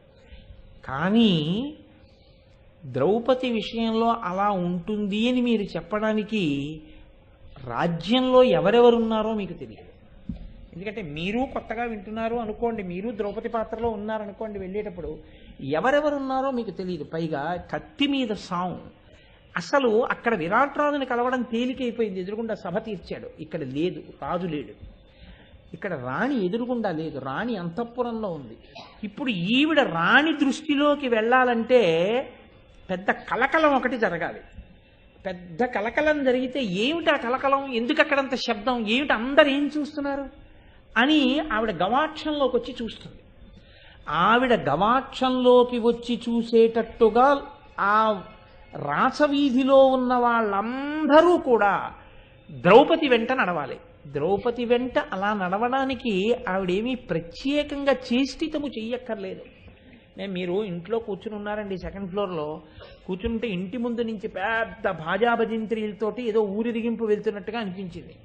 ఏమిటిది అని మీరు గబగబా అలా ఒకసారి బాల్కనీలోకి వచ్చి కిందకి చూస్తారా చూడరా? ఇప్పుడు దృష్టిని ఆకర్షించడానికి అది ఎలా అవసరమో కోలాహలాన్ని సృష్టించడానికి ఆవిడకి ఉన్న ఒకే ఒక్క సంపత్తి ఆవిడ అందమే. ఇప్పుడు అందరూ ఎందుకు వెంట పడతారంటే ఆవిడ ఇలా నగరంలోకి రాగానే అయ్య బాబోయ్ ఏమిటి అందం, ఇంతకు ముందు ఎప్పుడు చూడలేదు, ఇంత అందగత్తి ఏంటి అన్న భావన రావాలి. ఇందులో 2 రకాలైన లక్షణాలు ఉంటాయి. మీరు కొంచెం జాగ్రత్తగా గమనించండి. ఒక్కొక్కరు మాట్లాడితే ఎలా మాట్లాడతారంటే భావిడ ఎంత అందంగా ఉంది అనరు. నేను క్షమింపబడేదను కాక, నేను చాలా పవిత్ర హృదయంతో మాట్లాడుతున్నాను. ఆవిడ ఎంత అందంగా ఉంది అనరు. చూడండి అమ్మవారిలా ఉందండి, పార్వతీదేవిలా ఉంది, లక్ష్మీదేవిలా ఉన్నారండి ఆవిడ అంటారు ఒక్కొక్కరు. అంటే హృదయం పవిత్రం, వాక్కు పవిత్రం. ఎంత అందంగా ఉందండి ఆవిడ అంటాడు ఒకడు. రెండిటికి తేడా ఉందా లేదా? నేను అంతకన్నా దానికి వివరణ చెయ్యక్కర్లేదు, మీరు ప్రాజ్ఞులు తెలుసుకోగలరు. కాబట్టి ఇప్పుడు ద్రౌపదీదేవి అందాన్ని అభినందించగలిగినటువంటి వాళ్ళు 2 రకాలు ఉంటారు. ఒకరు పవిత్ర దృష్టితో చూడగలిగిన వాడు. ఎవరి తల్లి లక్ష్మీదేవిలా ఉందే, మహాతల్లి నడిచి వెడుతుంటే అయ్య బాబోయ్ ఏమి తేజస్సు ఆ తల్లిది, ఎవరివిడ, ఎక్కడి నుంచి వచ్చారు, ఎందుకు పెడుతున్నారు అలాగా అని అనుకోవడం పవిత్ర భావన కలిగి ఉండడం. ఎంత అందంగా ఉంది అండం రెండో భావన. ఇప్పుడు ఏదో ఒకరే ఉంటారా ఊళ్ళో, ఈ ఊళ్ళో ఇలా మాట్లాడే వాళ్ళే ఉంటారండి అని మీరు చెప్పలేరు. ఎందుకనంటే ఇలా ఉన్నవాళ్ళు ఉంటారు, అలా ఉన్నవాళ్ళు ఉంటారు. కేవలం ఇలా ఉన్న వాళ్ళే అనుకోండి, ధర్మరాజు గారు ఆ ఊరు వెళ్ళాడు కదా. ఆ ఊళ్ళో అందరూ అలాంటి వాళ్ళంటే భార్య కూడా రావాలి అని తెలుసు కదా ధర్మరాజుకి. ఎలా నిర్ణయం చేస్తారు ఆయన? విరాట్ నగరంలో అడుగు పెడదామని అంటారు ఆయన? అనరు. మరి ఆయన అన్నారు అంటే ఆ ఊరి ప్రజల యొక్క మనస్సులో ఎటువంటి భావన ఉందని ధర్మరాజు ఊహించి ఉండాలి. అంత దూరం లెక్కలు కట్టగలిగిన వాడు ఇది లెక్క కట్టడా భార్య గురించి? కేవలం తమ గురించి చూసుకుంటాడా, తన భార్య గురించి కూడా చూసుకుంటాడా? భార్య గురించి కూడా ఆలోచిస్తాడుగా. అందులో అంత మహాపతివ్రత, అయోనిజ, అగ్ని సంభవ, యాజ్ఞసేని. కాబట్టి ధర్మరాజు గారి లెక్క ప్రకారం ప్రజలు పాపాత్ములు కారు, కానీ ధర్మరాజు గారు ఖచ్చితంగా లెక్క కట్టుకునే ఉండాలి. ఏది లెక్క కట్టుకుని ఉండాలి? ప్రభుతయందు లేదా అధికారమునందున్న వాళ్ళల్లో అక్కడక్కడ పింకి ఘటాలు ఉండొచ్చు, కానీ ధైర్యం ఏమిటి ధర్మరాజు గారికి? ఒక్కసారి అంతఃపురంలోకి ద్రౌపదీదేవి వెళ్ళిపోతే ఇక ఆవిడ పురుషుల కంటపడే అవకాశం ఏమి ఉండదు. ఎందుకంటే అంతఃపురం అంతా ఎవరుంటారంటే పేడి వాళ్ళు ఉంటారు, పరమ వృద్ధులైనటువంటి వాళ్ళు ఉంటారు. కాబట్టి ఇప్పుడు ద్రౌపదీదేవి అందం ద్రౌపదీదేవికి ఇబ్బంది కలిగించేది కాదు, ఆవిడ సంతోషంగా కాలం గడిపేస్తుంది. ఇక ద్రౌపదీదేవి అంతఃపురంలోకి చేరడం ఆవిడ చేరగలదు. ఆవిడ పాతివ్రత్యం, తన ధర్మం ఎటువంటిదో ఆవిడ పాతివ్రత్యం అటువంటిది. కాబట్టి ఆవిడ పాతివ్రత్యం ఆవిడ్ని చేరుస్తుంది, ఆవిడికి రక్షగా నిలబడుతుంది. ఇది ధర్మరాజు గారి లెక్క. కాబట్టి ఈ లోపల ఇబ్బంది రాదని లెక్క కట్టారు ఆయన. అంతఃపురంలోకి కీచకుడు వస్తాడని, కీచకుడు వచ్చే సమయానికి ద్రౌపది అక్కడ ఉంటుందని ధర్మరాజు కాదు ఎవరూ ఊహించలేదు. అది ఈశ్వరాజ్ఞ. ఎందుకంటే రాజైన అంతఃపురంలోకి వచ్చే ముందు మామూలుగా ఏం వచ్చాడు, రాజుగారు వస్తున్నారని తెలిసిపోతుంది. పరిచారికలు అందరూ పక్కకి తప్పుకుంటారు, రాజుగారు వస్తున్నారు. లేదా పురుషుడు వస్తున్నాడు అంటే దానికి ఒక వార్త ఉంటుంది. ఎంత అన్నదమ్ములు వస్తున్నా కూడా రాణిగారు అన్నదమ్ములు వస్తున్నారంటే మిగిలిన వాళ్ళు పక్కకి తప్పుకుంటారు. హఠాత్తుగా వచ్చాడు కీచకుడు. రావడంలో తెలియలేదు, ద్రౌపది అక్కడే ఉంది. ఊర్జిత కథోపేతంబు, ఈశ్వర శాసనం పడిపోవాలి కీచకుడు. కాబట్టి ఇప్పుడు ద్రౌపది వలన పడిపోవాలి, చాలా తమాషాగా పడిపోవాలి. పడిపోవడం పెద్ద గొప్ప కాదండి, చంపేస్తాడు ఎవరినైనా. అంతంత పెద్ద హిడింబాసురుణ్ణి బకాసురుణ్ణి చంపిన వాడికి కీచకుడిని చంపడం పెద్ద సమస్య ఏంటి? అది కాదు సమస్య. తన వారన్నవారు లేని చోటికి వెళ్ళి హనుమ రాక్షసుల్ని మర్దించినట్టు తానెవరో తెలియకుండా పైకి అని కూడా అనకుండా బుద్ధి చంపాలి. ఇప్పుడు అది భీమసేనుడికి పరీక్ష. మల్ల యుద్ధం చేసి చంపేటప్పుడు కేకలేయడం, అరుపులు పెట్టడం సహజ లక్షణం. మీరు చూడండి, ఎక్కడెక్కడ శారీరాంతర్గతమైనటువంటి శక్తి విస్ఫోటనం అవ్వాలో అక్కడ ఒక పిచ్చి కేక ఉంటుంది. ఇప్పుడు మీరు గమనించండి, నేను అన్నాను ఆఫీసులో పనిచేసుకునే వాళ్ళకి ఎంత నిశ్శబ్దంగా ఉంటే అంత బాగా రాస్తారు. ఎందుకంటే మేధస్సు పనిచేయడానికి నిశ్శబ్దంగా ఉండాలి. శరీరాంతర్గతమైనటువంటి బలం ఎంత పైకి రావాలంటే అంతగా దానికి నోటి నుంచి కేక ఉండాలి. మీరు చూడండి, ఒక పెద్ద దూకుతున్నాడు అనుకోండి, ఇక్కడి నుంచి అక్కడికి నిశ్శబ్దంగా దూకనండి, దూకలేడు. హుప్ అంటాడు. ఆ హుప్ అండంలో వస్తుంది శక్తి. మీరు చూడండి, అందుకే పెద్ద పెద్ద ఇనప చువ్వలవిని ఎత్తుతూ ఉంటారు. ఎత్తి ఇలాగా కింద పెద్ద పెద్ద ఇనుప గుదియలు వేసి కదిపి దాన్ని దొల్లిస్తారు. అందరూ ఆ గుదియలు పెట్టి ఇంకా దొల్లించడానికి సిద్ధంగా ఉంటారు. ఒకడు ఆ పక్కన ఉంటాడు, వేయండి అంటాడు. అనేటప్పటికి రాజమండ్రి రైలు ఐసోప్ప అంటారు. ఏమిటి ఆ పాటకు అర్థం అంటే? రాజమండ్రి రైలు ఐసోప్ప అంటే ఏమిటండి అని అడిగారు అనుకోండి, మీరు చాలా బాగా. ఎందుకు ఆ పాట అంటే వాళ్ళు అలా అనుకుంటూ తోస్తే ఆ గుదియతో తొయ్యడంలో శరీరాంతర్గతమైన శక్తి విస్ఫోటనం అవుతుంది. ధ్వని లేకుండా చెయ్యడం కష్టం. హనుమ తన వారు కాని చోట రాక్షస సంహారం ఎలా చేశారో అలా తానెవరో తెలియకుండా పట్టు కొట్టు అని అనకుండా నిశ్శబ్దంగా గుద్ది చంపాలి. ఇది కీచకుడికి, ఇది భీమసేనుడికి పరీక్ష. ఎంత భయపడ్డాడో ధర్మరాజు అంత గొప్ప విజయం సాధించాడు భీమసేనుడు విరాట పర్వంలో. అన్నగారు పొంగిపోయే విజయం సాధించి చూపించాడు. కాబట్టి ఇప్పుడు ధర్మరాజు గారు లెక్క కట్టిన వరకు బాగుంది. ఇప్పుడు సైరంధ్రి ప్రవేశం జరగాలి. ద్రౌపదీదేవి లోపలికెళ్ళాలి. తల్లి మహాపతివ్రత. ఏ తల్లి పేరు తలుచుకుంటే పాపరాశి కాలిపోతుందో అంతటి మహాతల్లి. ఆ తల్లి నిశ్చయం చేసుకుంది, నేను ఇలా వెడతాను అని అనుకుంది ఆవిడ. అనుకుని ఆవిడ వెళ్ళేటటువంటి తీరుని తిక్కన గారు వర్ణిస్తున్నారు. గారవమున నిజ దేశాచారమునై అల్లియున్న జడయకు కబరీ భారంబు విచితురమగా సైరంధ్రీ జాతి వేష సముచిత భంగిన్ వలపలి దిక్కున కించొక మలగంగా తురుమిడి కురుమాపుడు బుట్టం బలవడ గట్టి జరఠవల్కలమున నివ్వీగు చన్నుగవ గప్పితగన్ పరిచారికత్వా రేఖా పరిణతి తన మేన నచ్చువడ భావనకుం తిరమై తలకొను నంతఃకరణముతో పురము ద్రుపద కన్యక చొచ్చెన్. ఆవిడ ఒక మాసిపోయినటువంటి చీర ఒకటి కట్టుకుంది. చీనాంబరములు కట్టుకోవలసినటువంటి తల్లి. సీతమ్మే గుర్తొస్తుంటుంది సుందరకాండలో. ఒక మాసిపోయిన చీర కట్టుకుని సైరంధ్రీ వేషంలో వెడుతోంది కాబట్టి కొప్పు కుడి పక్కకి వేసుకుంది. ద్రౌపదీదేవిని గురించి వర్ణించినప్పుడు చెప్పబడేటటువంటి అత్యంత గొప్ప విషయాల్లో ఆమె యొక్క కబరీబంధం ఒకటి, ఆవిడ యొక్క కేశపాశం ఒకటి. దాన్ని కుడి పక్కకి వేసుకోండి. అంటే నాగరికత లేని వాళ్ళు, సాధారణంగా సేవక వృత్తిలో ఉండేవాళ్ళు వేసుకునే రీతిలో కుడి పక్కకి ఒక కొప్పు వేసుకుంది.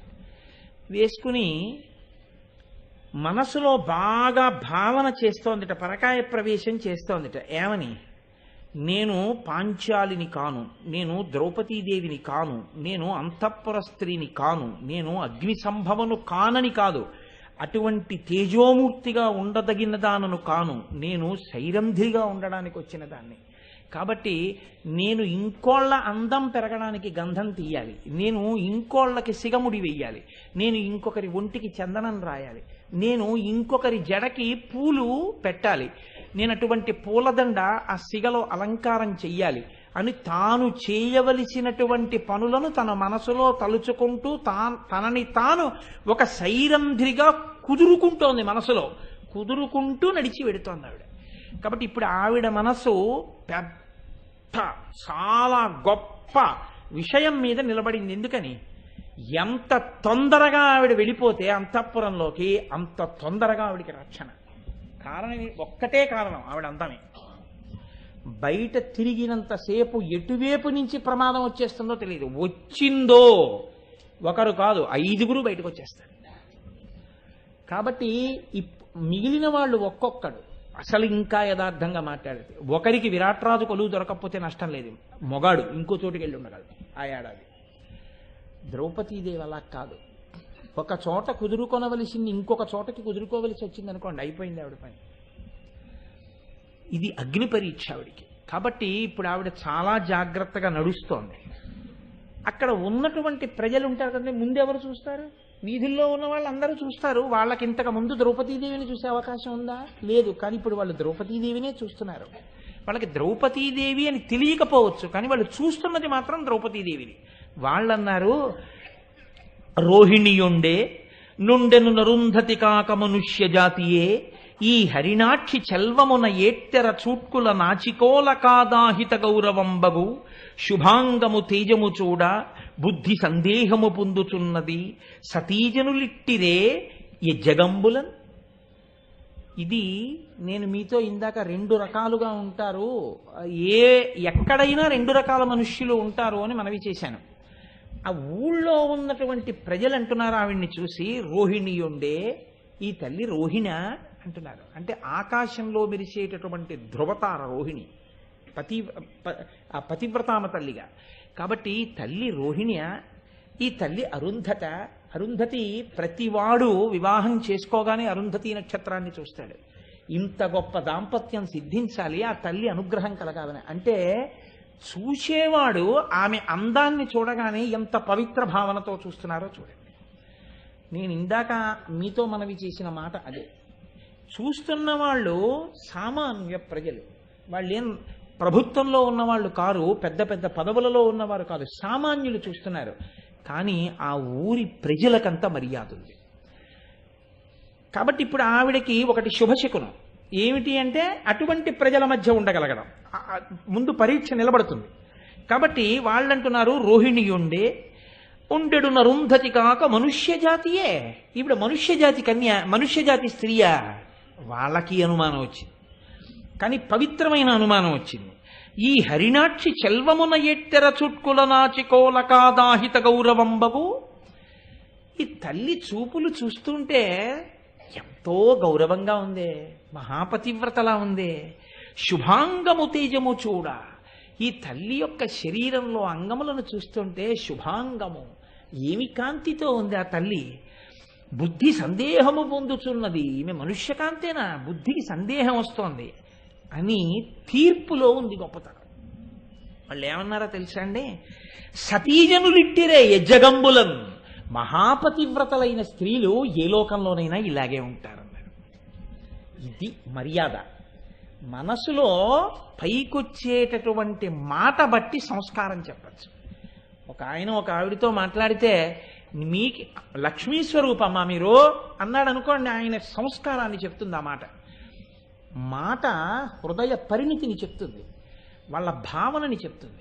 ఎంత మర్యాదగా, ఎంత గౌరవంగా మాట్లాడారో చూడండి ప్రజలు. అటువంటి ప్రజలున్నారు. గోసంపద ఉంది. అది విరాట్రాజు గారి అదృష్టం ఆ ఊళ్ళో. కాబట్టి ఇప్పుడు ప్రజలందరూ ఈ మాట అంటున్నారు, కానీ ఆమె యొక్క అందాన్ని చూసి వీళ్ళందరూ ద్రౌపదీదేవి వెంటపడి, ఎవరు నువ్వు, ఎక్కడి నుంచి వచ్చావు, ఏ కులం, ఎవరి దానవు, ఏ దేశంలో ఉంటావు, ఈ ఊరెందుకు వచ్చావు, ఏ పని చేస్తావు, ఎవరి కొరకు వచ్చావు, ఇన్ని ప్రశ్నలు అడుగుతున్నారు. ఆవిడంది, ఏను గట్టువాలదాన, నాకెవ్వరు కడుపు కూడుబెట్టి కట్టు చీరలు ఇచ్చి సాకతమున ఏలుదురు అట్టి వారలకు పనులు చేసి మెలగు బుద్ధి. అత్యంత ప్రమాదకరమైన మాట ద్రౌపదీదేవి నోటి వెంట వచ్చింది. నేను అన్నానని కాదు, మీరు కొంచెం జాగ్రత్తగా ఆలోచించండి. ఆవిడ ఏమందో తెలుసా అండి? ఇంతమంది ప్రజల్ని ఉద్దేశించి ఒక మాట చటుక్కునంది ఆవిడ. ఇది మాట వలన వచ్చే ప్రమాదాలు కొన్ని భారతంలో ఉన్నాయి. జలస్తంభన విద్యతో నీళ్లలో దాక్కున్నాడు కురుక్షేత్రం అయిపోయాక దుర్యోధనుడు. రెచ్చగొట్టి పైకి తీసుకొచ్చారు. ధర్మరాజు గారు పుసుక్కనన్నాడు, నువ్వు ఒక్కడివే ఉన్నావు, మేము 5గురం యుద్ధం చేయకూడదు, మా 5గురిలో ఏ ఒక్కరితోనైనా యుద్ధం చేయన్నాడు. రా అని ధర్మరాజుని పిలిస్తే నిలబడ్డ దుర్యోధనుడు ముందు. చేయలేడు, మళ్ళా యుద్ధం కదా యుద్ధం. కృష్ణుడు ఉన్నాడు కాబట్టి దుర్యోధనుడి మనస్సు భీమసేనుణ్ణే ఎంచుకునేటట్టుగా మాట్లాడాడు. అప్పుడు మీరెందుకు నాకు పోరాడితే భీముడితో పోరాడతాను అన్నాడు కాబట్టి తొడలు విరిగి కింద పడ్డాడు. ఒక్కొక్కసారి గభాలన మాట్లాడి కొంప ముంచేస్తావు ధర్మరాజా, నువ్వు నీ ధర్మం నీ మాటలు అన్నాడు కృష్ణుడు. ఒక్కొక్కసారి మాట అంత ప్రమాదం వైపు కూడా వెడుతుంది. అలా వెళ్ళలేదు అంటే ఈశ్వరుడు అనుగ్రహించాడని గుర్తు. ఎందుకో తెలుసా అండి, ఆవిడ ఓ మాట అనేసింది కబుక్కుని. ఏమంది? ఏను కట్టువాలదాన నేను సైరంధ్రిణి అన్నాడు. నేను సైరంధ్రిణి కాబట్టి నేను ఎవరికైనా సైరంధ్రి అన్నదా ఆవిడ ఏం చేస్తుంది? గంధం తీస్తుంది, గంధం అలుదుతుంది, కస్తూరి బొట్టు పెడుతుంది, ఓ సిగ వేస్తుంది, దాంట్లో పువ్వులు తిరుగుతుంది. ఇవి ఆవిడ చేసే పనులు. కాబట్టి నాకెవ్వరు కడుపు కూడుపెట్టి కట్టు చీర ఇచ్చి సాకుటమున ఏలుదురు అట్టివారలకు పనులు చేసి మెలగు బుద్ధి. నేను రాజాంతఃపురాల్లో పనిచేస్తానని ఆవిడ అనలేదు. రాజాంతఃపురాల్లో పనిచేస్తానంటే ఈవిడ్ని మన ఇంట్లో పెట్టుకోవడం కుదరదనాలి. మీరు ఒకటి గుర్తుపెట్టుకోండి, అదే ఊళ్ళో పెద్ద పెద్ద జమీందారులు ఉంటారు, అపారమైన ఐశ్వర్యవంతులు ఉంటారు. ఈవిడ్ని మన ఇంట్లో సైరంధ్రిగా పెట్టుకుందాం అని మక్కువ పడేవాడు ఉండకుండా ఉంటాడని మీరు ఊహించకూడదు కదా. ఆ సమయంలో కీచకుడే చూసి ఉంటే మీరు ఊహించండి. కీచకుడు బయట తిరుగుతున్నాడు అనుకోండి ఏనుగు మీద, ఈ మాట అన్నావు కదా, నా అంతఃపురంలో సైరంధ్రిగా ఉండు, నా భార్య మాట అలా ఉంచు, నేను చెప్పిన వాళ్ళకి నువ్వు సైరంధ్రిగా ఉండని ఉంటే ఏమై ఉండేది?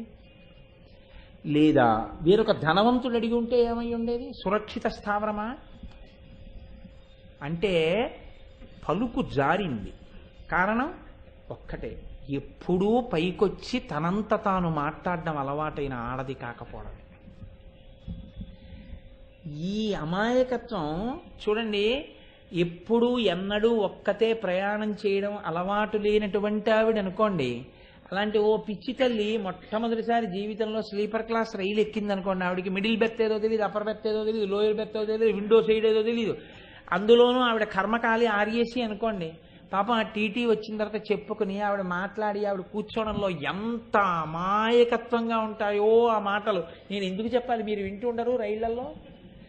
నేను ఒకసారి ట్రైన్లో వెళుతూ, అదేంటి గోపాలకృష్ణ గారు కూడా ఉన్నారు నాతోటి, అప్పుడు లోయర్ బెర్త్లో పడుకున్నాను, గోపాలకృష్ణ గారు ఏదో మిడిల్లో ఉంది పడుకున్నారు, నా భార్య లోయర్లో పడుకుంది. ఓ స్టేషన్లో ఏదో కొంత దూరం వెళ్ళిపోయిన తర్వాత కొంతమంది ఎక్కారు.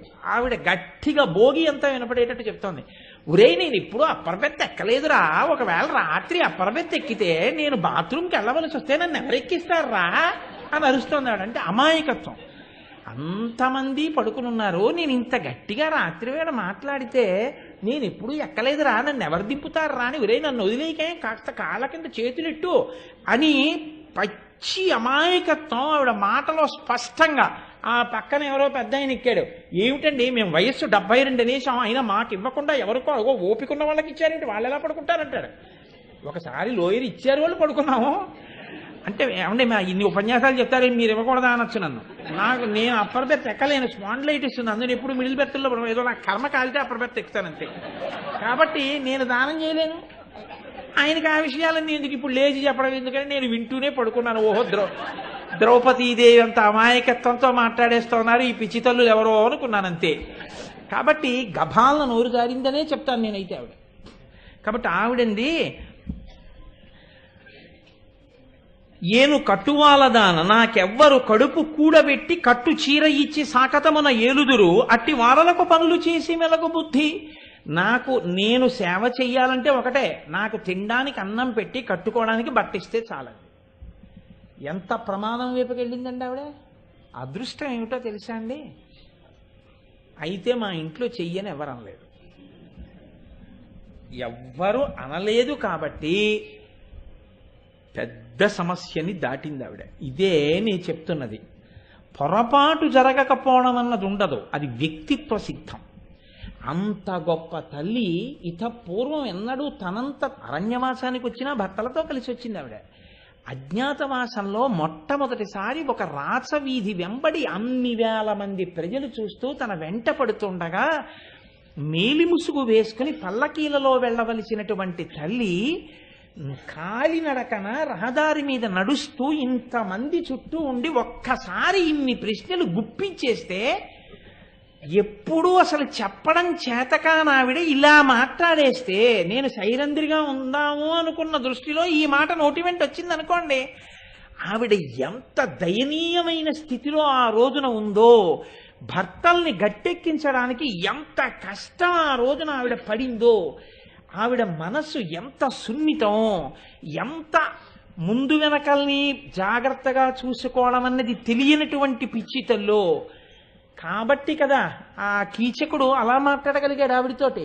కాబట్టి ఆవిడ యొక్క అమాయకత్వం ఆ ప్రత్యేక సందర్భం, అంటే ద్రౌపది అమాయకురాలని నేను నిర్ధారణ చేయట్లేదు, కానీ ఆ ప్రత్యేక సందర్భంలో ఆవిడ స్థితి ఆ పద్యాన్ని చెప్పడంలో బయటికి వచ్చింది. అదృష్టం ఎక్కడుందంటే ఎవ్వరూ ఆవిడ్ని మా ఇంట్లో పని చేయమని అడిగిన వాళ్ళు మాత్రం లేరు. కానీ ఈలోగా ఈ పెద్ద కోలాహలం అంతఃపురంలోకి వెళ్ళింది. ఏమిటి అంతమంది, ఏదో వీధిలో ఉన్న ప్రజలందరూ ఎవరి వెంటో పడుతున్నట్టుగా ఉంది, పెద్ద కోలాహలం కింద వినపడుతోంది, ఎవరున్నారు చూసిరండి అనేటప్పటికీ పరిచారికలు వెళ్ళారు, పైనుంచి కిందకి చూశారు. వాళ్ళు వచ్చి అన్నారు, అప్ప ఏమందగద్దమ్మా, ఎవరో సైరంధ్రిగా ఉంటుందిట, ప్రజలందరూ వెంట పడుతున్నారు అనగానే రాణి పైనుంచి ఆవిడ కూడా చూడ్డానికి వచ్చి, ఆవిడేనా, నిజమే చాలా అందంగా ఉంది అని ఆవిడ కూడా తెల్లబోయి అలా చూస్తోంది. చాలాసేపు చూడాలనుకున్న దాన్ని చూడ్డానికి రాణియే వచ్చి చూస్తోంది అనుకోండి, కింద నుంచి అందరూ రాణిగారు రాణిగారు రాణిగారు కూడా చూస్తున్నారు, రాణిగారు కూడా చూస్తున్నారంటారు. కాబట్టి ఇప్పుడు రాణి హోదాకి తగిన పని ఏమిటి, ఆవిడ్ని ఇలా లోపలికి రమ్మని అనాలి కదండి. నేను గంగిరెద్దుల వేషం చూడడానికి రాజుగారి గంగిరెద్దులు చూడడానికి తేడా లేదు. రాజుగారు నేను వచ్చినట్టు రాజుగారి గంగిరెద్దులు చూడడానికి బయటికి రాకూడదు, ఆ గంగిరెద్దుల్ని లోపలికి ప్రవేశపెట్టండి అన్నారు. అని ఏది ఇక్కడ ఆడించు అన్నారు. ప్రభు మీ ముందు గంగిరెద్దులు ఆడిస్తామని ఆడించాలి, బాణాసురుడు ముందు ఆడించినట్టు. అంతేగాని నేను సెకండ్ ఫ్లోర్లో కూర్చున్న అపార్ట్మెంట్లో గంగిరెద్దుల్ని లోపలికి పిలవనంటే జారి కింద పడతాయి. అవి జారి కింద పడడం కాదు, ఆయనే అంటారు ఆయన్ని బయటికి రమ్మనంటే, అక్కడితో అయిపోయాయి పనులు. ఎవరి స్థాయికి తగినట్టు వాళ్ళు మాట్లాడాలి. అంతేగాని అందరిలో ఆవిడ గవాక్షంలోకి వచ్చేసి తొంగి చూడడం మొదలెట్టింది అనుకోండి, అసహ్యంగా ఉంటుంది. అదే రాణితనం అండి అంటే. కాబట్టి ఇప్పుడు ఆవిడ పిలిచి ఆవిడ్ని తీసుకురండి పైకి. ఇప్పుడు వాళ్ళు గబగబా పరిగెత్తారు. వెళ్ళిన వాళ్ళకుండే లక్షణం ఏమిటో తెలుసా అండి, మీరు చాలా జాగ్రత్తగా గమనించండి. వాళ్ళు ఎలా ఉంటారంటే, ఈవిడ బతుక్కి రాణిగారు పిలవడం చాలా గొప్ప, దీని అదృష్టం పండింది, రమ్మంటున్నారు రాణిగారు అని. ఏమ్మా మిమ్మల్ని రాణిగారు రమ్మంటున్నారు, రెండమ్మా అని చెప్పడానికి మీకు నాకు తెలిసి ఆవిడ ద్రౌపదీదేవిని, వాళ్ళకి తెలియదు అనుచారికలకి. కాబట్టి వాళ్ళు ఏ భావనతో వస్తారంటే, ఈవిడ అదృష్టం పండింది ఆవిడ పిలుస్తోందంటారు. వాళ్ళ అదృష్టం పండింది ఈవిడ అక్కడికి వస్తోందంటారా? అనరు కదండి. అంత నీచమైన సంబోధనని జీవితంలో ఆవిడ ఎదుర్కోబోతోంది. అంత మహాపతివ్రత అయి ఎంత కష్టాన్ని కోరుస్తోందో చూడండి. తను మాట్లాడడం రాలేదు, ఇంతమంది మధ్యలో ఉంది, గౌరవంగా పిలవరు, మహారాణిని పిలిచినట్టు నిన్ను రమ్మంటున్నారు మా రాణిగారు అంటారు. ఏకవచన ప్రయోగాన్ని విని వాళ్ళ వెనకాతల అనుచారికల భయపడుతూ రాణివాసంలోకి వెడుతున్న దానిలా, తెలియని దానిలా ఆవిడ బిక్కుమంటూ వాళ్ళ వెనకాతల కాలినడకన సుదేష్ణ కూర్చున్న చోటికి ద్రౌపదీదేవి వెళ్ళాలి. నిజంగా ఇంకొకరైతే ఈ కష్టానికి అక్కడే కళ్ళు తిరిగో మూర్ఛ వచ్చో కింద పడిపోతారు. ఆ తల్లి ఎంత కష్టాన్ని నిలదొక్కుందో, మనసుని ఎంత దిటవు చేసుకుందో, ఇవన్నీ ఒక ఎత్తు. కడుపులో ఇంకొక పెద్ద పరివేదన ఒకటి ఉంటుంది. 5 కుదురుకున్నారా కొలువులో? ఎవరినైనా అడగడానికి అవకాశం ఉందా? ఏమండి మా 5 భర్తలు వచ్చారు, వాళ్ళ 5కి విరాట్రాజు గారు కొలువులో స్థానం ఇచ్చారా అని అడగడానికి లేదు. పోనీ 2 రోజుల తర్వాత, 3 రోజుల తర్వాత, వారం రోజుల తర్వాత, 10 రోజుల తర్వాత అంతటి మహాపతివ్రత ఆవిడికి పరివేదన ఉండదండి. 5 కుదురుకున్నారా, ఎక్కడెక్కడున్నారు, ఎవరెవరు ఏ పదవుల్లో ఉన్నారు అడగడానికి ఆవిడ ఎవరిని అడుగుతున్నారు? ఆవిడ ఎలా బయటకు వస్తుంది అంతఃపురం నుంచి? ఆవిడకి ఏం పని? పోనీ ద్రౌపది మేము ఇలా కుదురుకున్నామని చెప్పడానికి పాండవులు వెళ్ళడం కుదురుతుందా? కుదరదు. కాబట్టి ఇప్పుడు తన భర్తలు కుదురుకున్నారన్న మాట ఒకనాడు తాను వింటానంతే. ఇప్పుడు తనకి రక్షణ అనేటటువంటిది పతివ్రతకి ఎవరి వలన అంటే భర్త వలన. 5 భర్తలు. ఎటువంటి భర్తలు? మహాపరాక్రమవంతులు. వాళ్ళు ఇక్కడే ఉన్నారని చెప్పుకోవడానికి కూడా అవకాశం లేకుండా ఒక సేవకిగా నడిచి వెడుతోంది. ఇంతకన్నా కష్టం ఎవరికైనా ఉంటుందా లోకంలో? ఇంతకన్నా బాధ ఎవరికైనా ఉంటుందా లోకంలో? అప్పుడు కూడా ధర్మం తప్పలేదు ఆవిడ. మనం ఎందుకు ప్రతి చిన్న కష్టానికి కదిలిపోయి ఎంత కష్టం ఎంత కష్టం ఎంత కష్టం అని ఎందుకు అనాలి?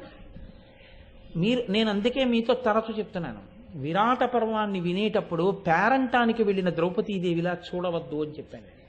ఆవిడ ఏదో వెళ్ళిపోయిందండి, సైరంధ్రి కింద చేరిపోయిందండి కొలువులో అనకండి.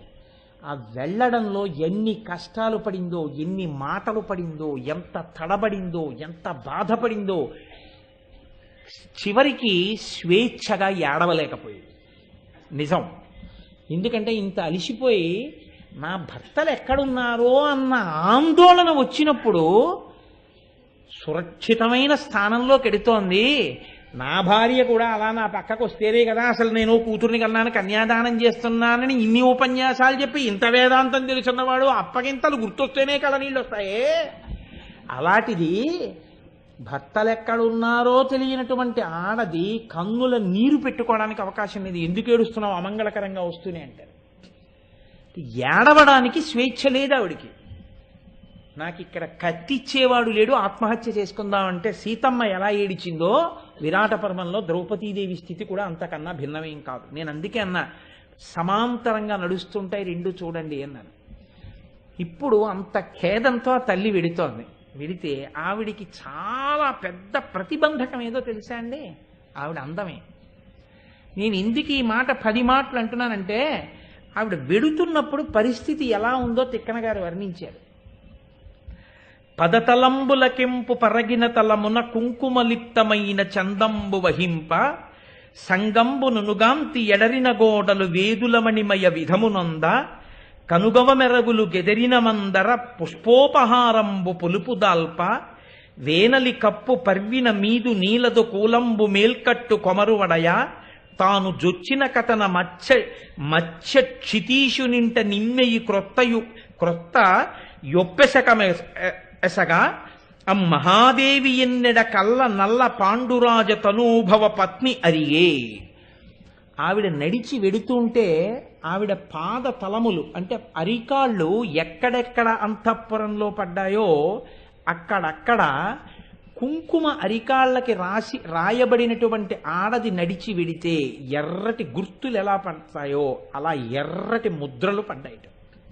అంటే అలా పడతాయా? మీరు ఒకటి గమనించండి, కించెత్తు తేమ ఉన్నటువంటి కాళ్లతో అంటే కొద్దిగా చెమటల తడి ఉన్న కాలు, అంత తడి కూడా అక్కర్లేదు. మీరు తెల్లగా ఉన్నటువంటి ఫ్లోరింగ్స్ వస్తున్నాయిగా ఇప్పుడు నేల, దాని మీద అలా పాదాన్ని పెట్టి తీయండి, దాని ముద్ర ఒక్క క్షణం అలా కనపడుతుంది, అరికాలి ముద్ర. పద్మినీ జాతి స్త్రీ, అయోనిజ, అగ్ని సంభవ, యాజ్ఞసేని, మహాతల్లి. ఆవిడ అడుగులు వేసి వెడుతుంటే అంటే ఎంతటి ఎర్రటి అరికాళ్ళలో చూడండి. ఆవిడ అంతఃపురంలో ఉన్నటువంటి నేల అంతా కుంకుమతో అలదబడిన అరికాళ్ళు ముద్రలు వేసి వెడితే ఎలా ముద్రలు పడతాయో అటువంటి ముద్రలు పడ్డాయిట. ఆవిడ అంగంబును కాంతి ఎడరిన గోడలు వేదులమణిమయ విధమునొంద.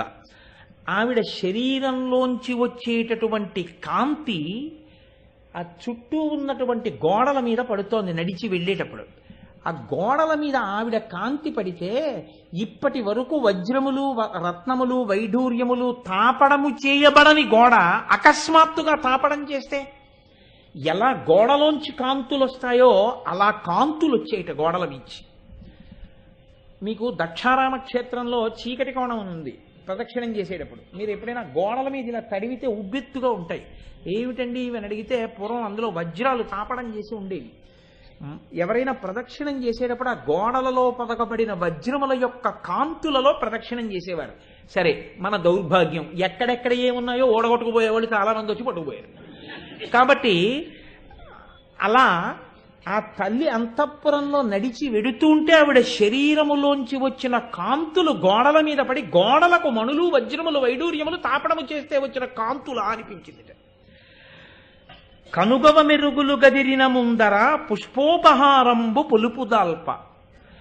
వెళ్ళేటప్పుడు భీతహరిణల భయపడుతూ, అమ్మో కొలువుకెడుతున్నాను, రాణి దర్శనం అవుతుంది, నన్ను ఆవిడ స్వీకరించాలని భయంగా ఆవిడ ఇలా చూస్తూ వెడుతుంటే ఆవిడ కన్నుల చూపులు వెళ్ళి ఇలా పడుతుంటే అవన్నీ పుష్పాలంకారములు చేయబడ్డాయా అన్నట్టుగా గోడలంతటా కూడా ఆవిడ చూపులు పడి అటువంటి అలంకారములుగా కనపడ్డాయిట. వేనలి కప్పు పర్విన మీదు నీలదు కూలంబు మేల్కట్టు కొమరువడయ. ఆవిడ నడిచి వెడుతున్నప్పుడు ఆవిడ నల్లటి జుత్తు మీ పైనుంచి వచ్చేటటువంటి ఆ నల్లని కాంతికి ఎవరైనా నల్లటి వస్త్రంతో చాందిని కట్టారా పైన అన్నట్టుగా వస్తుంది ఆ కాంతి. తల జుత్తు యొక్క కాంతి. ధునోతుద్ధాంతం నస్తులిత దళితేందీ వరవనం ఘనం స్నిగ్ధశ్లక్షణ చికుర నికురంబం తపసివే అంటారు శంకర భగవత్పాదులు సౌందర్యలహరిలో.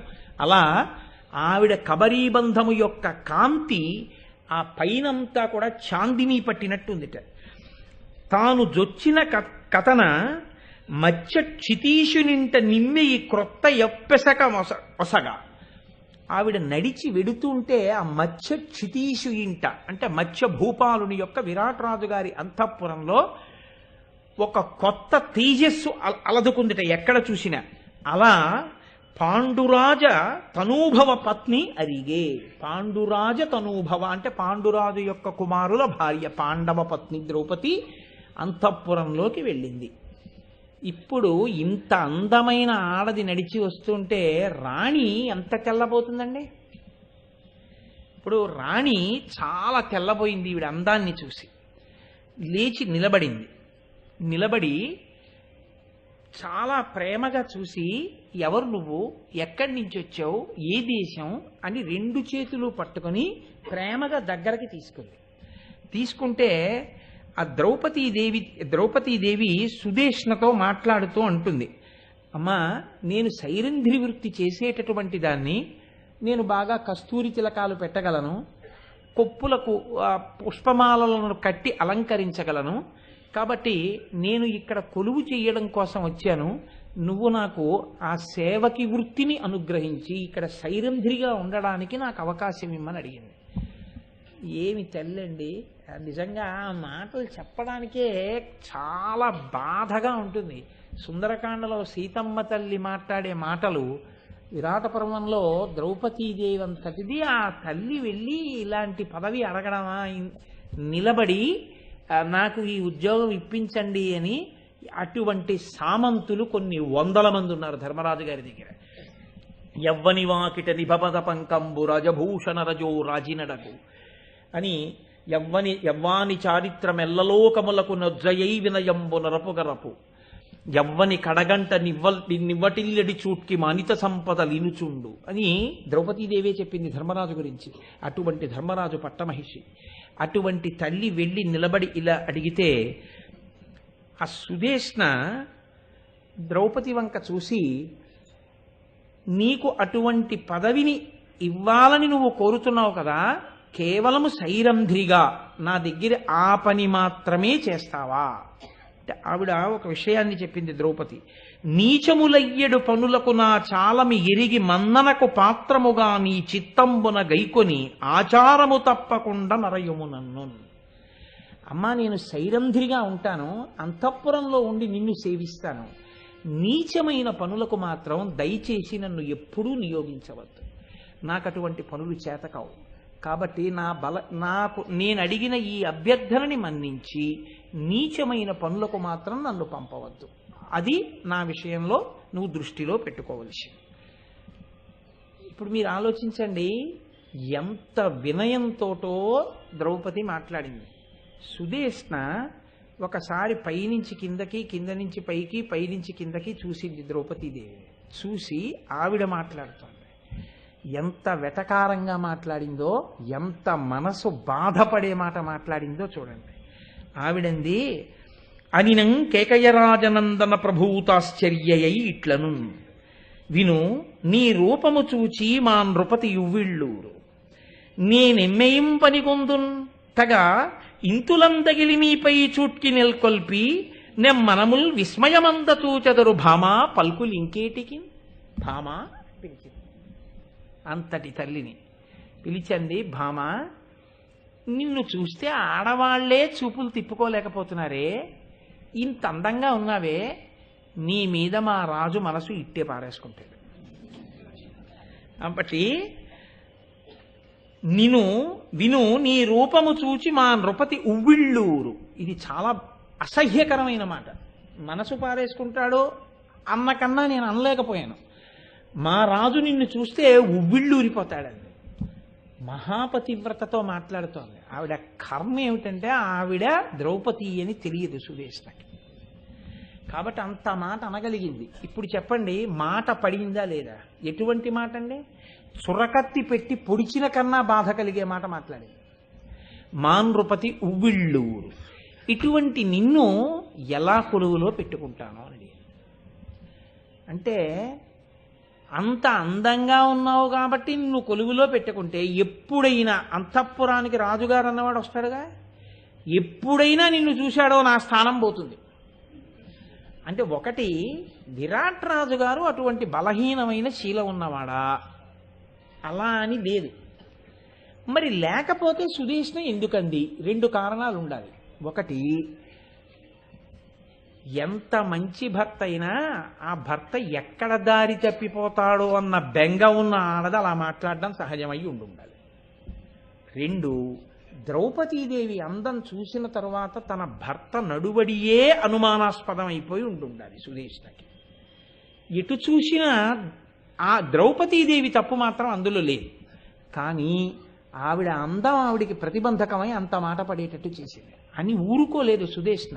ఆవిడ మాట అంది, దుర్భరయగు నిను కర్కటి దర్భము ధరించినట్లు గైకొని నాకై నిర్భర విధ్వంస దశావిర్భావము తెచ్చుకొనుట వెరవయ్యున్నే.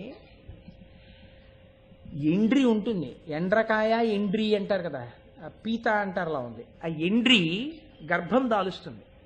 గర్భం దాలిస్తే ఎండ్రి పిల్లల్ని కనేటప్పుడు దానికి కడుపు బద్దలైపోతుంది.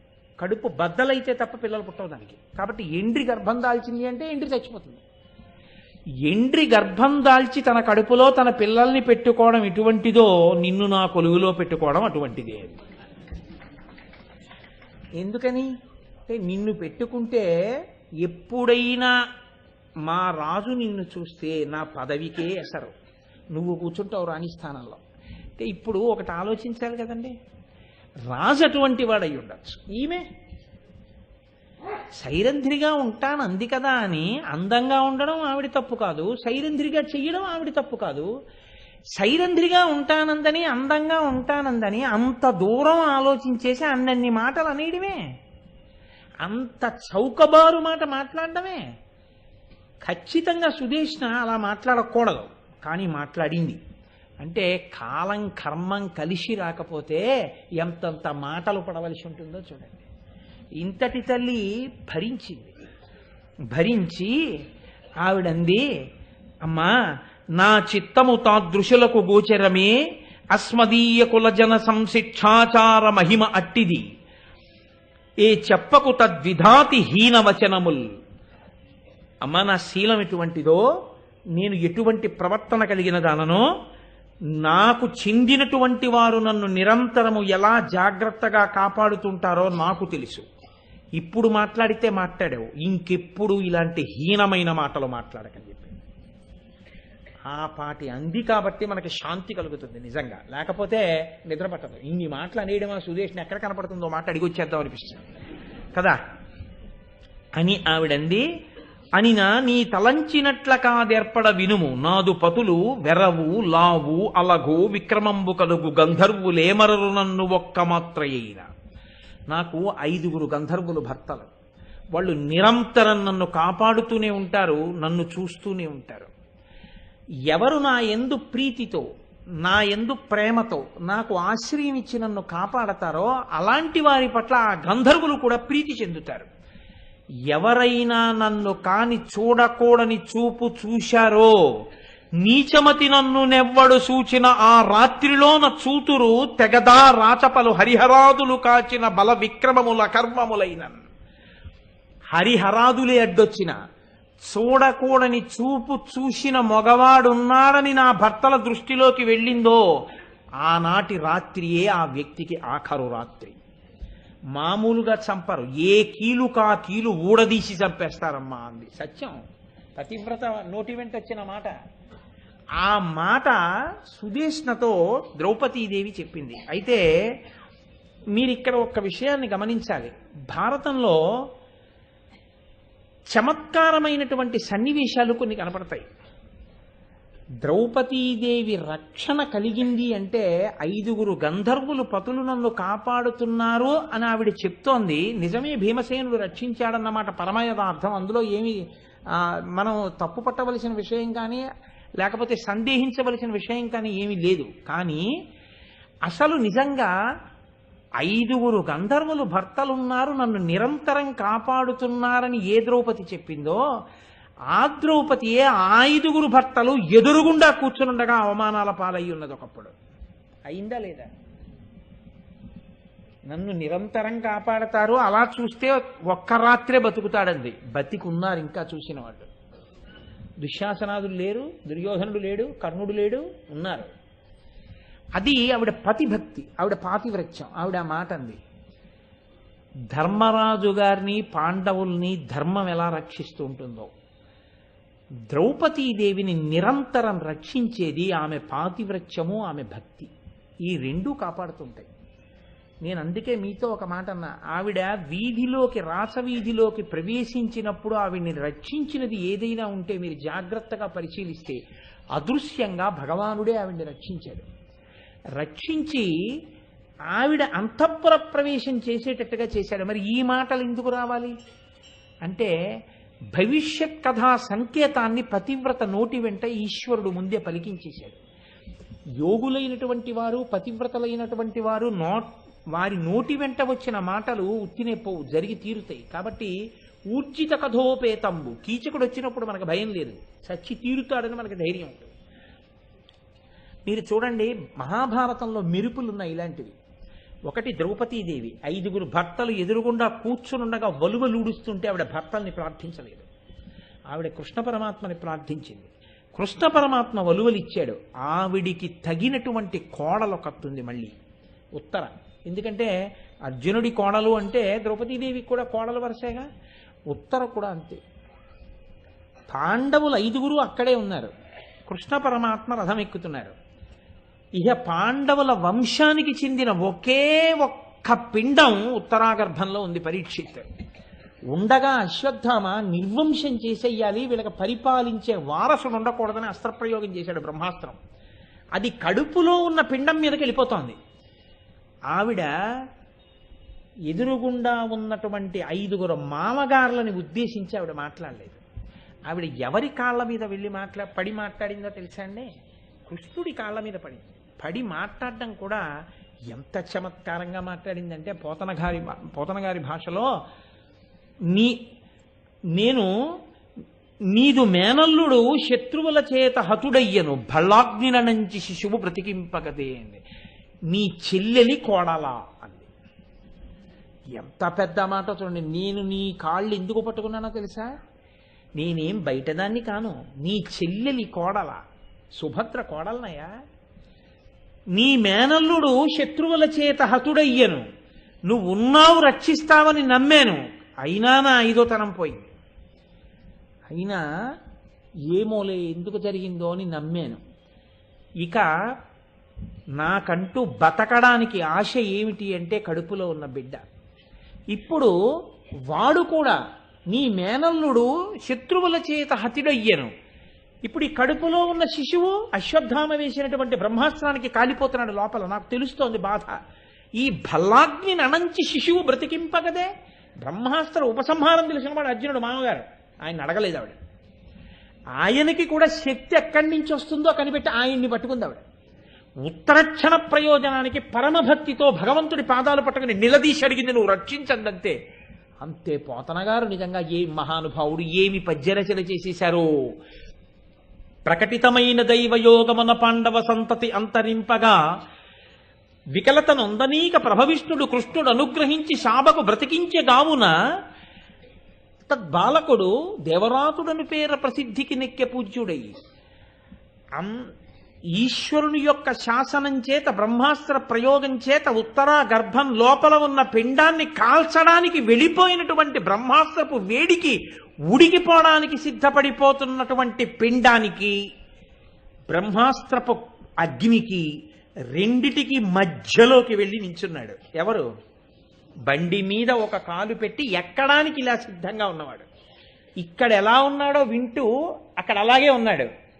ఆయనే ఆ కడుపులో ఉన్నాడు. ఇటు బ్రహ్మాస్త్రానికి ఘోర రూపంతో ఉన్నాడు, అటు పరీక్షిత్తుకి అఘోర రూపంతో ఉన్నాడు, ప్రసన్న రూపంలో ఉన్నాడు. ఈ పిల్లాడు ఆ ప్రసన్న రూపాన్ని చూసి ఏమి అందమైన స్వరూపం రా, మహానుభావుడు మేఘశ్యామం పీత కౌసేయ వాసం శ్రీవత్సంకం కౌస్తుభోద్భాసితాంగం పుణ్యోపేతం పుండరీకాయతాక్షం విష్ణుం వందే సర్వలోకైకనాథం అని కనురెప్ప వేయకుండా చూస్తూ ఇప్పటి వరకు వచ్చిన వేడిపోయి నవనీతం రాసినట్టు ఎవర్రా ఈ చిరునవ్వు, ఎవర్రా ఈ మహానుభావుడని అలా చూస్తూ ఉండిపోయాడు. అటువైపు ఉన్నవాడు ఘోర రూపంతో బ్రహ్మాస్త్రపు అగ్నిని తను తాగేశాడు. తాగి పైకొచ్చేశాడు. అలా ఉన్నవాడు అలా రథం ఎక్కేశాడు. పైకి ఏమైనా కనపడిందా రక్షణ? కనపడలేదు. ప్రకటితమైన దైవయోగమన పాండవ సంతతి అంతరింపగా వికలతనుందనీక ప్రభవిష్ణుడు కృష్ణుడు అనుగ్రహించి శాబకు బ్రతికించగావున. పోతన గారు అంటారు, ప్రభవిష్ణుడు కృష్ణుడు అనుగ్రహించి రక్షించాలని ఈశ్వరుడు సంకల్పం చెయ్యడం ఒకటే తప్ప దానికి సాధన సంపత్తి అవసరం ఉండదు. అర్జునుడైతే ఉపసంహార మంత్ర ప్రయోగం చేయాలి, భగవానుడికి అలా ఉండదు. ఆయన సంకల్పమే శివ సంకల్పమస్తు, అంతే. ఈశ్వరుడు రక్షణ చెయ్యాలనుకున్నాడంతే, అయిపోతుంది అంతే. అది దానికి ఇంకా సృష్టిలో ఇంత కష్టమైనది అన్న మాట ఏం ఉండదు. అది ఈశ్వర శాసనమే కావచ్చు, బ్రహ్మాస్త్రానికి ఎదురు లేకపోవచ్చు, ఈశ్వరుడి ముందు పనిచేయదు. అలాగా ఆయన అనుకుంటే రక్షించి తీరుతాడంతే. పాండవ వంశాన్నే నిలబెట్టాడు పరీక్షిత్తునిచ్చి. అటువంటి వంశంలో పుట్టిన జనమేజయుడు వింటున్న భారతం అండి. ఎక్కడ చెప్తున్నారు అనుకుంటున్నారు? ఈ భారతం అంతా సర్పయాగం చేసి చేసి చేసి చేసి పావులన్నింటినీ తీసుకొచ్చి అగ్నిహోత్రంలో బారేశాడు తన తండ్రిని కరిచేయని. ఆఖరికి తక్షకుణ్ణి పిలిచాడు. ఆ తక్షకుడు భయపడి ఇంద్రసింహాసనాన్ని చుట్టుకున్నాడు. సహేంద్ర తక్షకాయ స్వాహ అన్నాడు. ఇంద్రసింహాసనంతో వచ్చేస్తున్నాడు తక్షకుడు. ఇక యజ్ఞగుండం దగ్గరికి వచ్చాడు. ఈలోగా వెళ్ళి ఆ పావులన్నీ కాలిపోతున్నాయని భయపడి వాసుకి అస్థీకుడిని ప్రార్థన చేశాడు. అస్థీకుడు అంటే ఎంతో భక్తి జనమేజయుడికి. నువ్వు రక్షించు నా వంశాన్ని, పాములన్నీ పడిపోతున్నాయని. ఇప్పటి వరకు పడిన పాములు తప్ప ఒక్క పాము పడకుండా చూస్తానన్నాడు. యజ్ఞమాటం దగ్గరికి వెళ్ళాడు. జనమేజయుడు లేచి నిలబడి నమస్కారం చేశాడు. ఎంత గొప్ప యాగం చేశావయ్యా, ఎన్ని పాములు కాల్చేశావు, ఎన్ని పడగల పాములు పడిపోయాయో. మహాభారతం ప్రారంభం అదే. ఎన్ని పాములు చంపేశావయ్యా జనమేజయ అన్నాడు. మహానుభావ, మీరు ఇవాళ యజ్ఞవాటికకు వచ్చారు, అదే సంతోషం, ఏం కావాలి కోరండి అన్నాడు. ఏం కావాలంటే ఏమిటి, యాగం ఆపే ఇక్కడతో అన్నాడు. మీరు అడిగారు ఆపేశానన్నాడు. అక్కడికి వచ్చాడు తక్షకుడు, వెనక్కి వెళ్ళిపోయాడు, బతికేశాడు. కాబట్టి అప్పుడు వ్యాస మహర్షి అక్కడ కూర్చునున్నారు. కూర్చునుంటే మా తండ్రి పరీక్షిత్ ఎందుకు అలా ఉద్రేకపడ్డాడు, మా తండ్రులు పాండవులన్ని కష్టాలు ఎందుకు పడ్డారు, నాకు ఆ భారతం ఒకసారి చెప్పరా అని అడిగాడు.